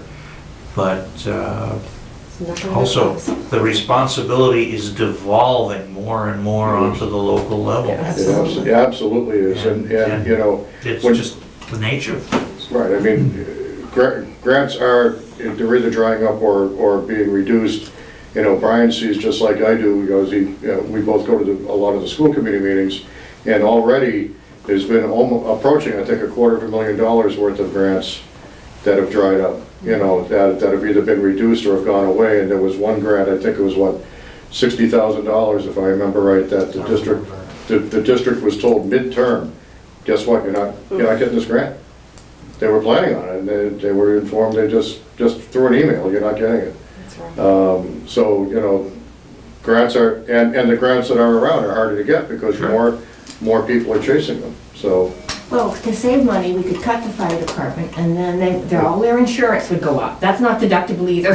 There's gets to a point where we have to be very honest that living in a town has a certain level of responsibility, as well as you have expectations, and these are quality services. You get something for your money. So from an accounting standpoint, since it is March 1st this week, when are we making a decision on what to put in the fire budget? Yeah. I mean, at some point, we can't something has to go in the budget, Yeah. right? And we can keep meeting about it, but Well, I suggest you at least put in a placeholder for some modeling purposes anyway, if nothing else. So presently, right now, we have a fire budget of $204,158. Specifically, just assuming, forget about purchases and services and below, 145 is wages between firefighters, clerical, permanent firefighter, and inspections. Chief, when you were in here the first time and you were proposing the 2 per diems, I think you gave us a number of 90,000 annually, if I remember correctly. Yes. So whether it's that or we use Donna's high-end number of 90,000, I mean, Well, we do half a year if we're gonna hire in Yeah. January. Yeah, yeah. you know, I think when we were talking the two, I think it wasn't it 90 per? No, it was 90 for 2 for the full year. With I thought it was updated 90 numbers, for 2 for half a basically, year. Yeah, it was 90 for 2 for half year. That number was not, I don't think that was an annualized number. Yeah. I think it was $45 per full-time equivalent yeah, and then, for half a year. So what I'm pretty sure. the chief is showing me here, shift payroll, 80 hours per week, so effectively 2 at 40. FY19 firefighter EMT shift rate $22.16 per hour. That translates into 92,000 a year. that's not for the just right amount. the wages. In addition to that, they would have to, well, they don't have a pool of firefighters large enough to pull from, so we can reliably staff these 2 people each day. Mm-hmm. We would have to open up this pool to other fire departments, because we couldn't provide enough people with just Bolton and firefighter EMTs. So that these people who might be coming in from outside will need to attend some number of training sessions with Bolton firefighters, just so that we get to know them, they get to know us, kind of thing, on an ongoing basis. So it's a training pay associated with that. 1,900, then protective gear, another 15,000. Bob? Yeah. You're gonna have to pay benefits on top of that. Well, so the way that John's proposing it right now is that it's really shifts that would be worked out between multiple people. That would be ideal, but there's no pool that we know of that's gonna make that happen. So if they end up working over X hours, then they are eligible, then You they know, are benefit it may eligible. very well, I mean, the ideal is, you know, people working less than 20 hours a week, but there not being a pool. I think you have to keep in the back of your mind that you may be hiring 2 people for 40 hours a week every week. Yeah. Right. Don, at what point does that equate to Benefit? benefited? Because it's not just 1 week if you work. No, it's not just 1 week, because, you know, that happens occasionally at the library. I would say if it happens within a 6-month period, I think it's more than 5 to 8 weeks, then they'd be benefit eligible. Okay, I didn't You know. can average it over a year, but I didn't know if it was formulaic or how it was no, determined. it's not, but you would definitely run into that, having to pay Yeah. benefits. So they worked basically over 20 hours. Consistent. Consistently, you know, 1 or 2 weeks out of a, you know, multi-month wouldn't equate to that, but, We're You know, so a consistent. couple if it weeks was every month. consistent, yeah, you Like definitely a would, A yeah, 5 to 8 week period. yeah, But that's what John was talking about, needing to do training and, yeah. you know, increasing fire turnout budget, because we would be recruiting from outside. You're absolutely right, we have a hard time filling shifts now for vacations. Right. So we would have to go outside of our departments. So, Mark Jonathan Foxtrot. So might we assume here that, you know, given the present staffing level, that these per diem positions would be filled by people other than Bolton residents? Most likely, yeah. Or other than Bolton firefighters, or members of the fire or The EMS. position is firefighter EMT. Because you have a good deal of your staff that's either firefighter or EMT, but not all of them are both. Yeah, you need both. Yeah, and so right now, like if I have to fill a shift, if our current firefighter is on vacation, we try to fill it with a firefighter EMT, but that doesn't always happen. And in which case, then you hire another firefighter. We wouldn't have to fill, for most of these shifts, we wouldn't have to fill it with another EMT, but there would be some times that we might have to, but most of these shifts are mostly fire. And there would be a little bit of savings if we had this, because I wouldn't have to bring on another firefighter EMT if I, you know, things like Neshoba doesn't have school because it's snowing. You know, so we could save a little bit of money there. It's not money that you Not can pretty spend. much. And that just Exactly. happens to coincide when you are the most busiest during a Correct. snowstorm. Correct. So I get the phone call at 6 o'clock in the morning, and even though I don't have kids, I have to worry about whether or not there's gonna be school. So, and sometimes I can fix it, and sometimes I can't. You can control the snow.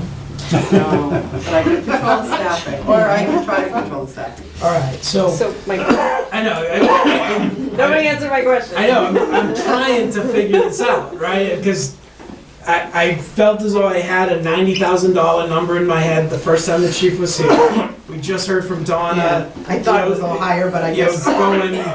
going up, you said 75.5 to 90,000 was the range that you found For on annual, for a yep. full-time fire chief. Yep.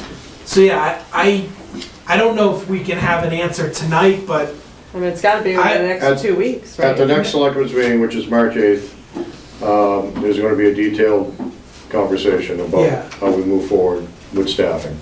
And I've already, no, that's not true, but tomorrow morning, I'll be asking Linda to cross-post advisory, just in case you guys wanna be there that Yeah. night, participate, and take some votes at that point. Will that be, like, they're gonna talk about actual numbers? Well, not Not fake just numbers, no. esoteric, like, should we have a There'll be chief? actual Well, I numbers. thought that was gonna be last Thursday too. Yeah.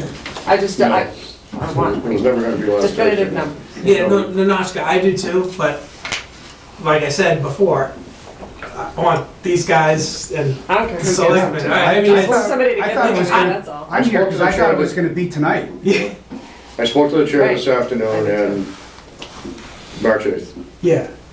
So, and I'm happy, you know, Dawn, you are welcome to pull me in into any I'm happy to have the conversation. We can't solve it tonight on this. I mean, there's gotta be a little bit more of a greater discussion on this. I know, It's like the fourth time we've talked about it. but, Well, put it in but the minus this, Right. on the budget, we're clean. This is, Fire 220 is the, Yeah. forget all the capital items. Yeah. Just the budget itself. This is the only outstanding one. And the school Right. assessment. In school.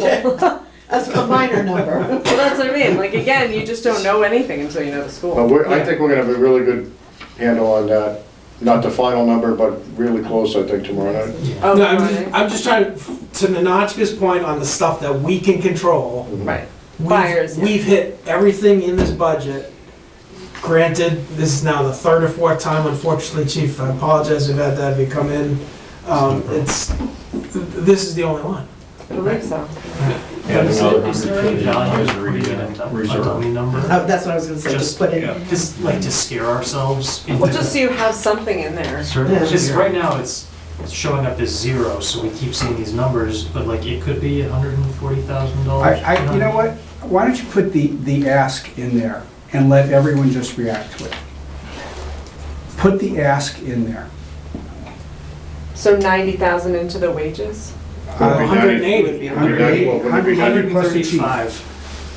Because it would be Half a year for the 90 chief. plus Would it be half a 90 year plus plus 45? You know, Yeah, it'd be 90 because plus the- 45. The first question that's gonna happen is, what does this mean? And the only way to find that out is to start at the top. Yeah. So put the chief in, put the two per diems in for the whole year, and let's see let's see what explodes. You can always reduce it, but you Yeah. can't increase it if you put something in. Well, you know, it's not a matter of you can always increase it, it's a matter of this You need to see how it is affects the this whole is gonna be picture. the biggest emotional reaction, Right. is with this number. After this, you know, I don't Yeah. think anyone's gonna have any ideas to make it go up more, but then we'll see how much it gets approved. I No, think if no, you- I didn't. I think if you- You're not gonna be part of the meeting. So it's not gonna go up more. if you start off low, there's just gonna be endless Right. ambiguity about Yes, what's I this agree. gonna do. I think you need to put in what you need and then deal with.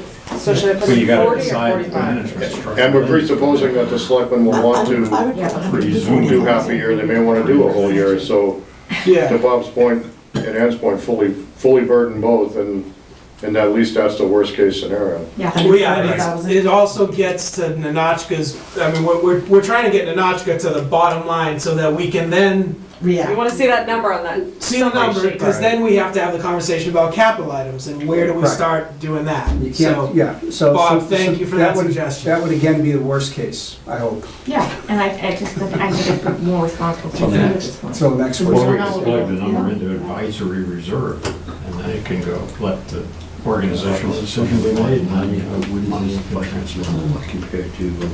Well, it's still, I mean, we still have a couple weeks to talk. They're not gonna put the 140 in and discuss it on the 8th Yeah. and see what comes out from that discussion. exactly. I would put the real number in, and then if you really have to figure out. Yeah. that Because double might be. advisory I mean, we have, transfer is unexpected. Yeah, Right. you can't put it in. We can there. make a case that we've had this guy in alone 4 times. There's nothing unexpected about Unexpected what's about it, coming. yeah. No, I don't think that would fly. Yeah, that would not That be is a bit appropriate. disingenuous. Yeah.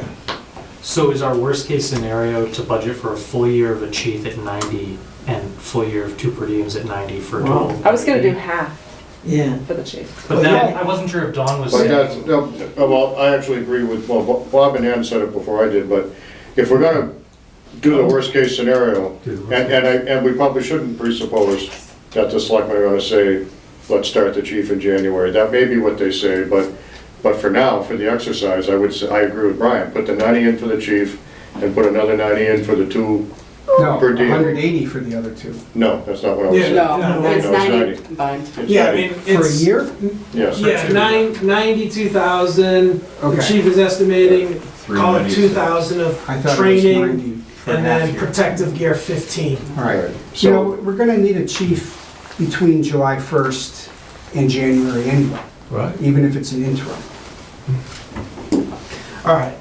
So, Chief, may we have this? Because all I'm going to do is hand it over to Nanoshka. Might as well just do it right now. Update on what he handed in before. Yeah, yes, exactly. So it's not just the 92,000 of the, for the 80 hours, it's some other ancillary costs that I think, to the discussion, Right, if we we're need- gonna fully factor it in. Let's bake this cake. Yeah. Yeah. So, so I guess the best way to vote 220 is, subject to all those numbers that were just thrown around, Nanochka will duly update 220 to reflect those changes, given what's already here. All right? That at least gets us, well, you know what, there's no point voting on this. Yeah, there's no point in voting on All it, right. because you expect it to change. All right. Thank you very much. It's, Jesus. We were gonna have you out here, according to the agenda, an hour ago. Have a wonderful evening. I hope you do something for the rest of it. Thank Thanks, you. Thank you John. very much. Good to see you. Mr. Chairman, do you need me for anything before I leave? Yeah, I just want to run it. Thank you. Because I thought we were just, Have a good night. if they're gonna be bigger. All right. I mean, could. Yeah. Because it's a schedule. Yeah. Do we, I know, Brian, the last time we were together, you passed around there was a revised, we were talking about the annual report, and you took the committee's feedback, you made some updates, you sent it around to us, so, That's ready to go, isn't it? yeah, I mean, Linda had a deadline, and so that thing's done. Okay, all right.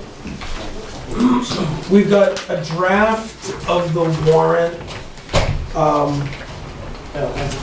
You know, my thought is, you know, this is all of our first time going through it. I don't think we should take any votes tonight, because we're just seeing this for the first time. But what I thought we might be able to use a little bit of the time. I don't want to hold us too long tonight, but I thought maybe we could just kind of cursorily, you know, go over this and just kind of check in with one another, see if it raises any questions for all of us, where we can go back to the various boards or committees and get greater clarity.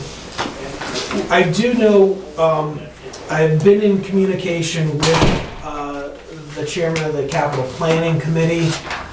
They are slated to come in next Tuesday good. with March, so that's March 6th.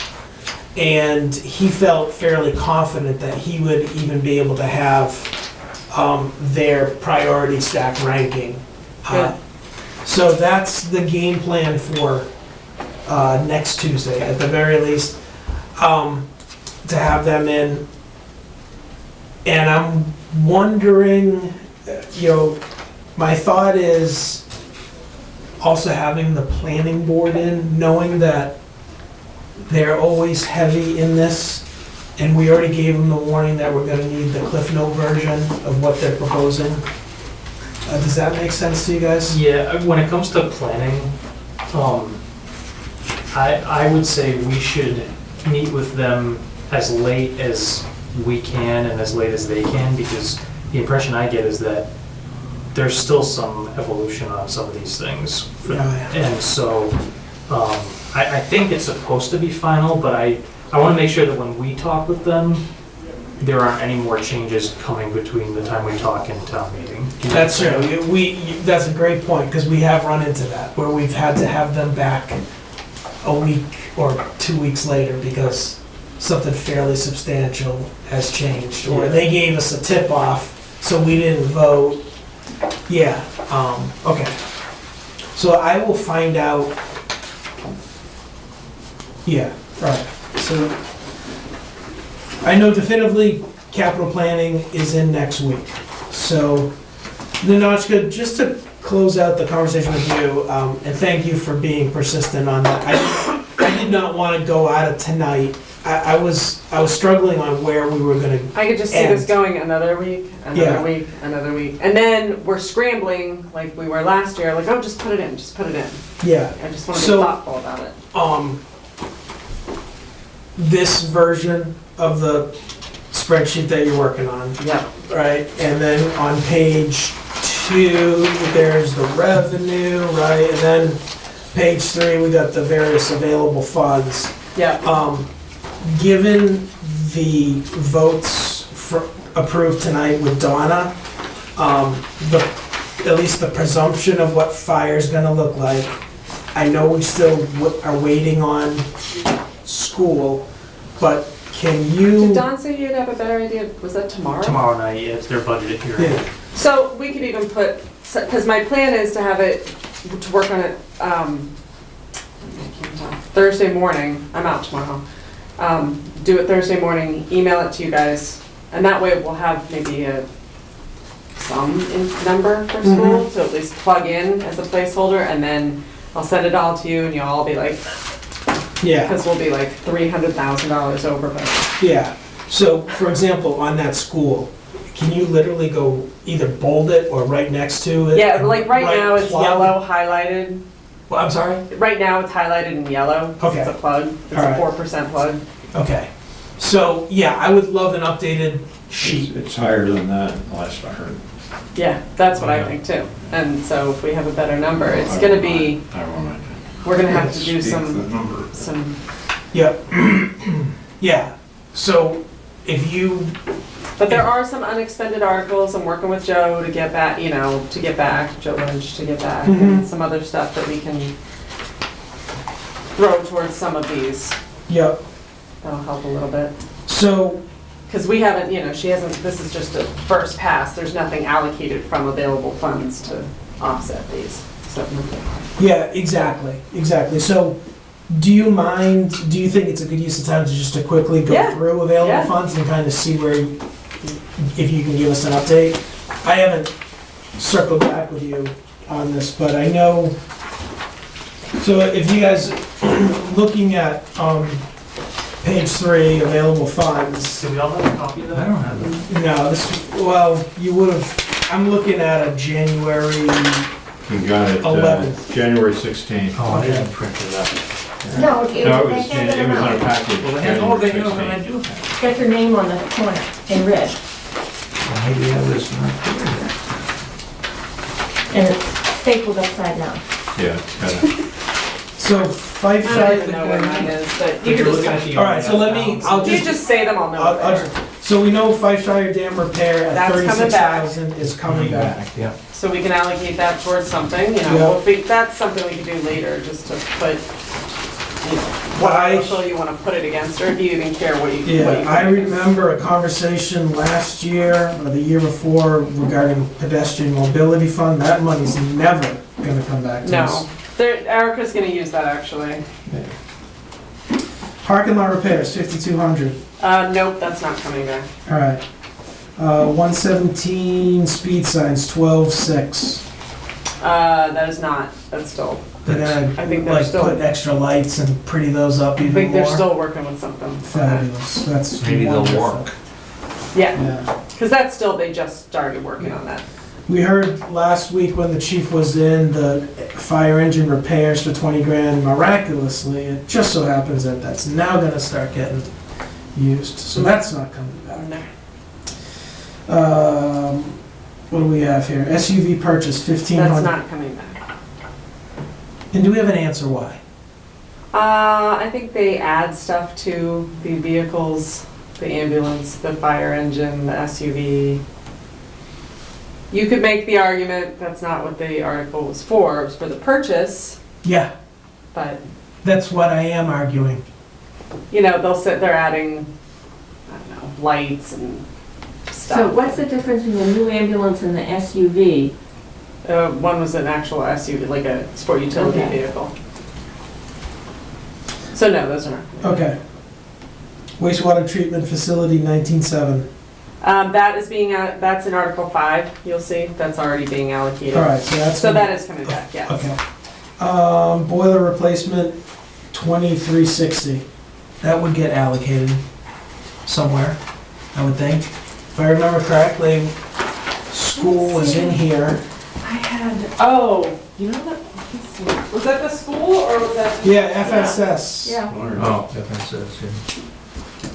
Maybe there's something in here for Exactly, I thought so too. I'm quite sure I saw it. I just flew through interior painting, column, repair, flooring, mechanicals for replacement of failing, it's Article 31, Okay, 43K. yep.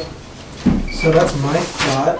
Yeah, that may get allocated, they still have boiler stuff, I wouldn't. Exactly, so Joe just pointed out, It's Article 31. Oh, it's already on there? Yeah. All right, good. No, it's not already on there, but that would be the logical place, because it's 43,000 for mechanicals for replacement of failing heating system at Floor and Sawyer.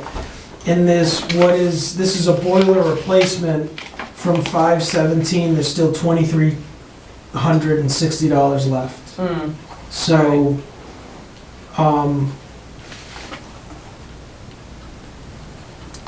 would that be Joe Lynch, or would that be?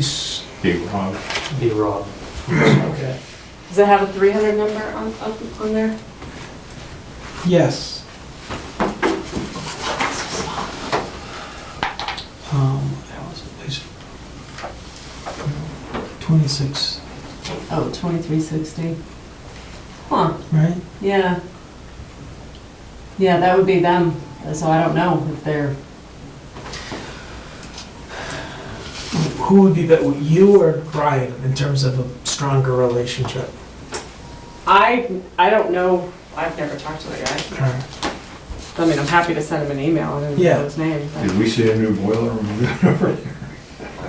Well, yeah, no, so they've already, so if it's only $2,000, right, is that getting? I always am unclear in the school articles, because I'm not sure it's installed yet. I think it's there's a never commitment. gone, we've never taken the money back from school There's a articles. commitment. Well, I mean, here's the deal. So I don't- I'm looking at boiler, tell me where I'm off here, guys. Boiler replacement, FSS, Article 29 from May 2017. They asked for 30,000, current year expended 27,600, remaining balance To 23,600. me, that sounds like they did the work, Right. and that's the money left over. Exactly. So logically, to me, it would make sense to apply it to Article 31. Absolutely. So, I'll email, because I actually, it's weirdly enough, just last week, a woman named Erica at the school emailed me and asked me why I hadn't paid for the lockers. I don't even know what you're talking about. I've been asking why you haven't spent the lockers. Apparently that was done in December and the bill never came to me. huh, So I can email her and ask her about these. okay. So the rest they're doing at some point. Yeah, so carpet replacement hasn't even been done, 17.2, I would. I mean, I don't know. Oh, It okay, could have been done, and I Alright, don't have well, the invoice. so if you I'll could follow find up out on all and tell of them to them. get their, Is that in here. library carpet? No. No. School. School, is that the No, same no, as it's flooring Florence replacement? Sawyer Library, the Oh. library in the school. Oh, I don't know. I don't know, No, it's carpet it's- replacement. Every year they have had different carpet requests, so yeah. Well, they probably do a part of every section every year or something. Probably. All right, so here, you know, Nanachka, here's another question. Mm-hmm. So, interior painting at FSS, Article 32 from just last year, $11,000. Nothing's been expended. On Article 29 No, of this it's year, exactly the there's same. another 11,500 asked. Yeah, that's why I wonder. Yeah, no, I totally agree, and I would love somebody to tell me who the responsible parties are for these invoices, since we're paying them, like who, is it, what's the guy's name, the new? Rob Rob? Freesway. So does Rob approve the invoice? There's a business manager over And there that's too. Pat, is it Patty. Pat? Yeah, so does she Ronnie. approve the invoice and sign off on it, and then get sent to me, like when Bill Cleary was here, he did the form, he sent it to me, Just Yeah, that's never 100. did Somebody work. familiar with the work should be the one to Yeah. yeah, so I don't know. approve it. And then one final one, goes back to your question, replacement of locker from last year, 5/17, 10,004, according to this sheet, not I expended. just paid that, and it was exactly $10,400. Okay, so that's, Funnily enough, so that's a goose egg. that's all gone. All right. Then we have culvert replacement, Meadow Road, Long Hill, Randall, 21,000. They're still gonna use that. There's, Long Hill Road is the one, is the culvert being replaced, so they'll use that for some of the engineering. All right, so, and that's in Article 26. Culvert replacement, Long Hill Road at West Pond. Is that Right. different, or, That's the actual culvert replacement. This is for the engineering. okay. So they may need some of that All right. still, so I don't think we can, Wilder Road culvert engineering, 7,900. that can come back. That's coming back. Yep, Berlin Road culvert engineering, that's coming back. that's coming back, 10,003. DPW office expansion, That's 1647. coming back. Then we got plow and truck sander, that was all expended. 938G loader repair, that's goose egged. There's 100 grand for a new dump truck. Yeah, I don't know what, they're still working on that. All right, Is that the one that they had on the Capitol? No, that's a different one. No, it was 160 something. Well, it was 195, that's why I couldn't understand it.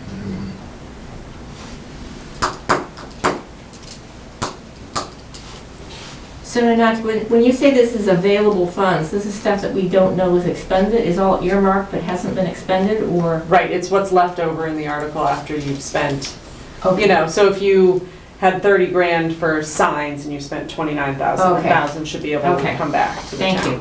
so I would really, so that one kind of upsets me.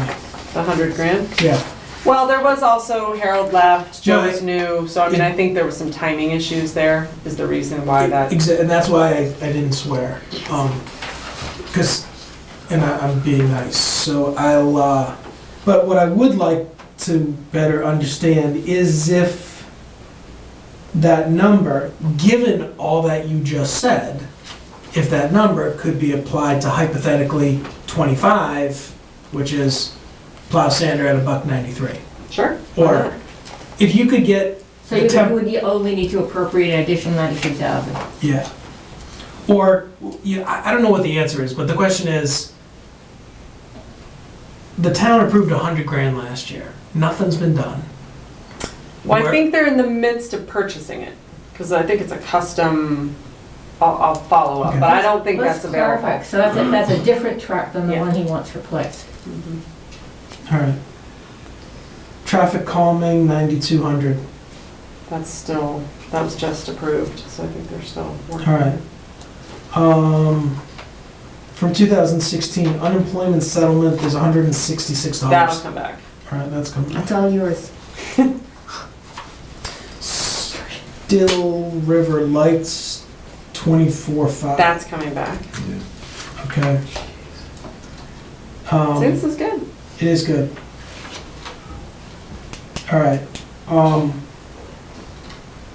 Yeah, we're just so you know, and you'll see it in the article, I'm sure you remember when we authorized that 200 and, what was it, $70,000 to repair the lights at 110 and 117.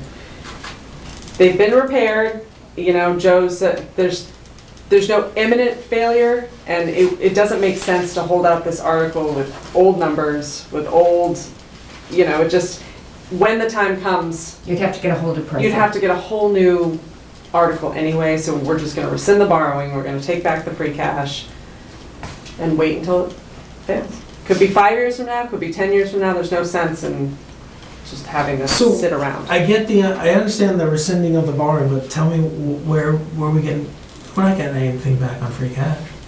Yeah, we had taken, the initial article, we had taken 24 something, whatever that, from free 24. Oh, it cash. applied it to the payment already. No, we had authorized to borrow 245 and then 25, whatever the difference was. We had taken- 245, 470. Yeah, we had taken out of free cash, so Oh. that's available to us. The 245. The 20. So we had appropriated it. Article 6 is going to return it. Okay.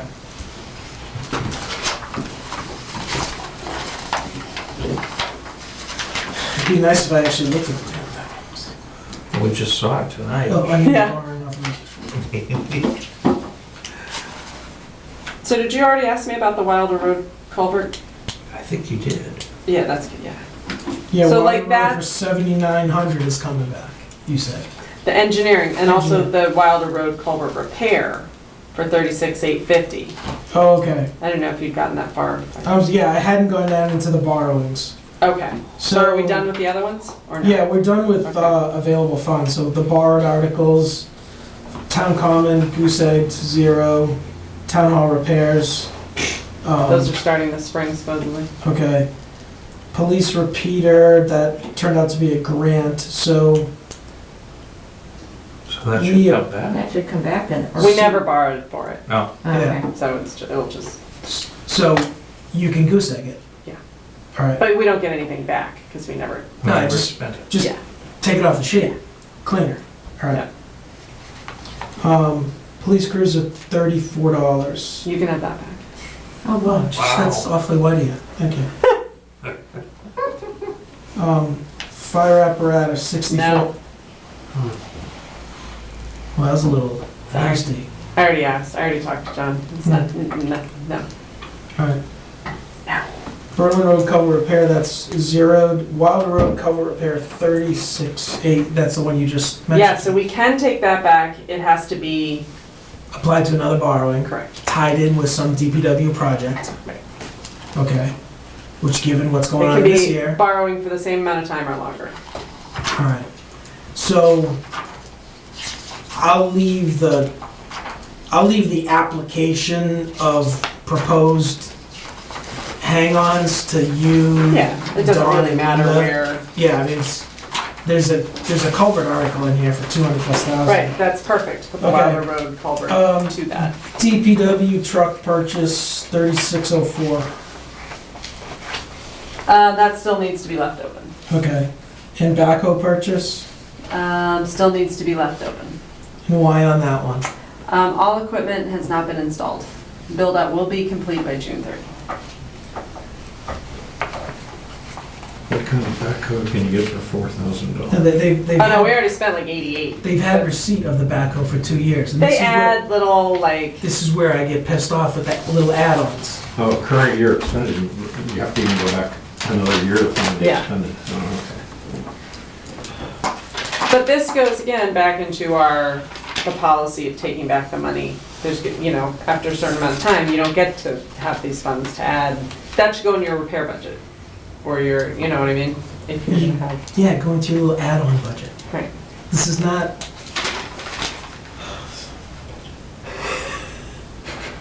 Okay, okay. So we went through that, that's definitely helpful. do you wanna go through the money articles real quick? I mean, Or do you want to? yeah, I mean, I think at this point, I'm coming up on being toast, so I mean, there's a lot here. We just got it, to Joe's point. I mean, let's, Why don't we read through it and have it? exactly. Right. Read through it over the course of the next week. If you can get us that updated spreadsheet. I'll do that Thursday morning. And so all those available funds and borrowing articles that you said will be expended, how would it best be reflected in that updated budget that we're asking for? You just It'll show on the very top where it says other available funds, 1, 2, 3, 4, fifth line down under estimated fiscal 19. You'll see that there. Okay, That'll increase, which will help. And I assume I'm just leaving everything that's on this warrant, I'm keeping in, like the fire truck. yeah, until we have further discussion, yeah. Okay, any questions on, Just, can you repeat that one more time? So we will see that reflected, right now it's like 311,984, and that'll go up. That might be it. Oh. Oh, because this is, I might yeah, already sorry, have, yeah. Yeah, I'm looking at an electronic one. Sorry, So it might not go up anymore on that one, but you guys, you probably have a lower one. how's he so special? He's Hey, good. ask He him to emailed me show and us asked me, that. so I sent him one. Oh, we're back to you never asked. Is that what we're doing here? Well, there was no meeting last week, so I didn't send an update. Alright. I was on vacation last week, I wasn't here. So is it. All right. I just got back yesterday. Okay. Anything else, guys? So my ask of all of us is take a look at the warrant articles, think about questions. We got capital planning coming in next week. Well, that should be helpful. Yeah, also, just to continue from the last time we were all together, you can funnel them to me, you're more than welcome to. Ideas, potential PowerPoint slides that you think could be helpful as we start to entertain preparing the deck. I know we still have a lot to get to, but the fact of the matter is, all this stuff we're gonna end up getting to by the end of this month. And then we effectively have a month to build the presentation. And if you have some free time, you're thinking about ideas, Is there a standard format or some major messages you want to get across, or what are the assumptions that we go into this with? And that's right, that was my fault. My takeaway last meeting was I was gonna get you a copy of past. I I think the message has historically been, it's effectively the state of the state, right? Yeah. Like, we're up there representing advisory, we're about to kick things off. Hey, what you're gonna see over the course of the next couple of hours, there's X amount of dollars of capital items, here's where we are from a revenue standpoint, here's, the budget, here, maybe a year-over-year change thing, just to kind of give them what we've all kind of gone through over the past couple months. But do you also include something in there that talks about, here's our assumptions going into this meeting? These are the things these are the criteria we want to meet. We want to be able to fund services. You don't get too detailed. Yeah. No, but I was just sort of thinking, normally, rather than having people pick things apart, what are the overriding assumptions that you make are going into this thing? We want to fund essential services. We want to, So is that last year's? Yeah. Yeah, so. Yeah, I can email it. I Okay. pulled it up last year. Yeah. Would you mind, and that way that's a good start. It's a pretty good format, and I think there's some value in keeping consistency if we've kind of tuned people into a Yeah, certain. no, I It agree. can be Charts are good, gilded a little bit, maybe. but- That's right. I think visuals are And I think helpful. I'll take a look at this, but I think the other thing is, going forward, we've got a lot of challenges on how this, some of the funding for essential town services. At what point do we really tee up? Next year, we're gonna have to think about. I think you guys should talk about revenue. I think Yeah. you guys should say, one of our one of our goals is to, we are very good on expenditures, and we do. I think you guys work really hard in keeping a budget, but to your point, you only have so much revenue. There's only, Well, I mean, And I think the other thing, we did this a little bit with the report, but really try to talk about value. I mean, we can't do everything on the cheap all the time. well, but you also have to pay for it. I mean, Well, no, that's what- I that's what get she said. that. There's part. a I get that. balance. You have to pay But for it. where do residents' But- expectations come as to? Value is pretty subjective, though.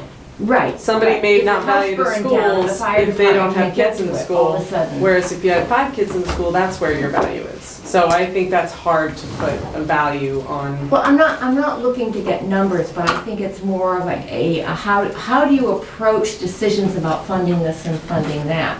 And how do you get people to think about that, it's not just raising their taxes, we're really trying to understand from our residents what they value, and also to demonstrate that we are giving them value. Well, that's what I mean. Yeah. You're not gonna be able That to takes give numbers. your value, and your value might not be the same. That So takes it's like, how do you provide that? No, I get that. I had one kid, he didn't go to school here, but I paid the school budget, and I didn't complain because I felt that was an important part of any communities to have a strong school system. Right, well, that's what I'm So saying, but that's- everybody thinks differently. I know, about- but I think we have to start reframing things, because this guy who all of a sudden is upset because he can't deduct his mortgage, I mean, really, I'm pissed. he voted for the wrong guy. He can't deduct his real estate Yeah. tax, that's what he's saying. That has nothing to do with us. Which, yeah, that's right, it's not I don't know about, why you would call the well, I town. mean. he's But pro- we are trying to cut expenditures, but you you always can't have- run, insurance, you always have salaries, you always have, and look at the school budget, you have to increase your revenue. you cannot run any, you can't, I don't like to compare a town to a business because it isn't, but you can't Right. continue to go from year to year by cutting expenses. It Absolutely. just doesn't work. You increase your sales, you increase, right? I mean, Right. that's, yeah. Did we ever come to any decision around the meals?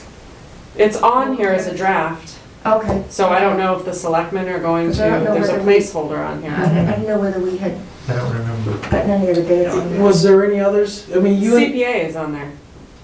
Okay. CDA? That, I saw a placeholder in the warrant. I know nobody's What even is talked CPA? about it. Community Preservation Act, Oh, okay. An assessment. CPA, okay, sorry. assessment on your taxes. I thought you Which said I'm a sure people do CDA. not want to see. No, it's But an they won't- interesting program, but we've never been able to get it through here. I think it's, too late, Yeah. they're reimbursing 10-15% now, and you're gonna throw an assessment on people's taxes for that short money, it just doesn't seem right. But people can vote on it. That's- Anything else? Brad's like, can we please Keep adjourn going, this Brian. meeting? Yeah, I'm done. Entertain a motion to adjourn. So moved. Second. Brad's like, please! I know, sounds like everyone wants to hang out tonight. All those in favor say aye. Aye. Those opposed. Have a nice evening. Here's another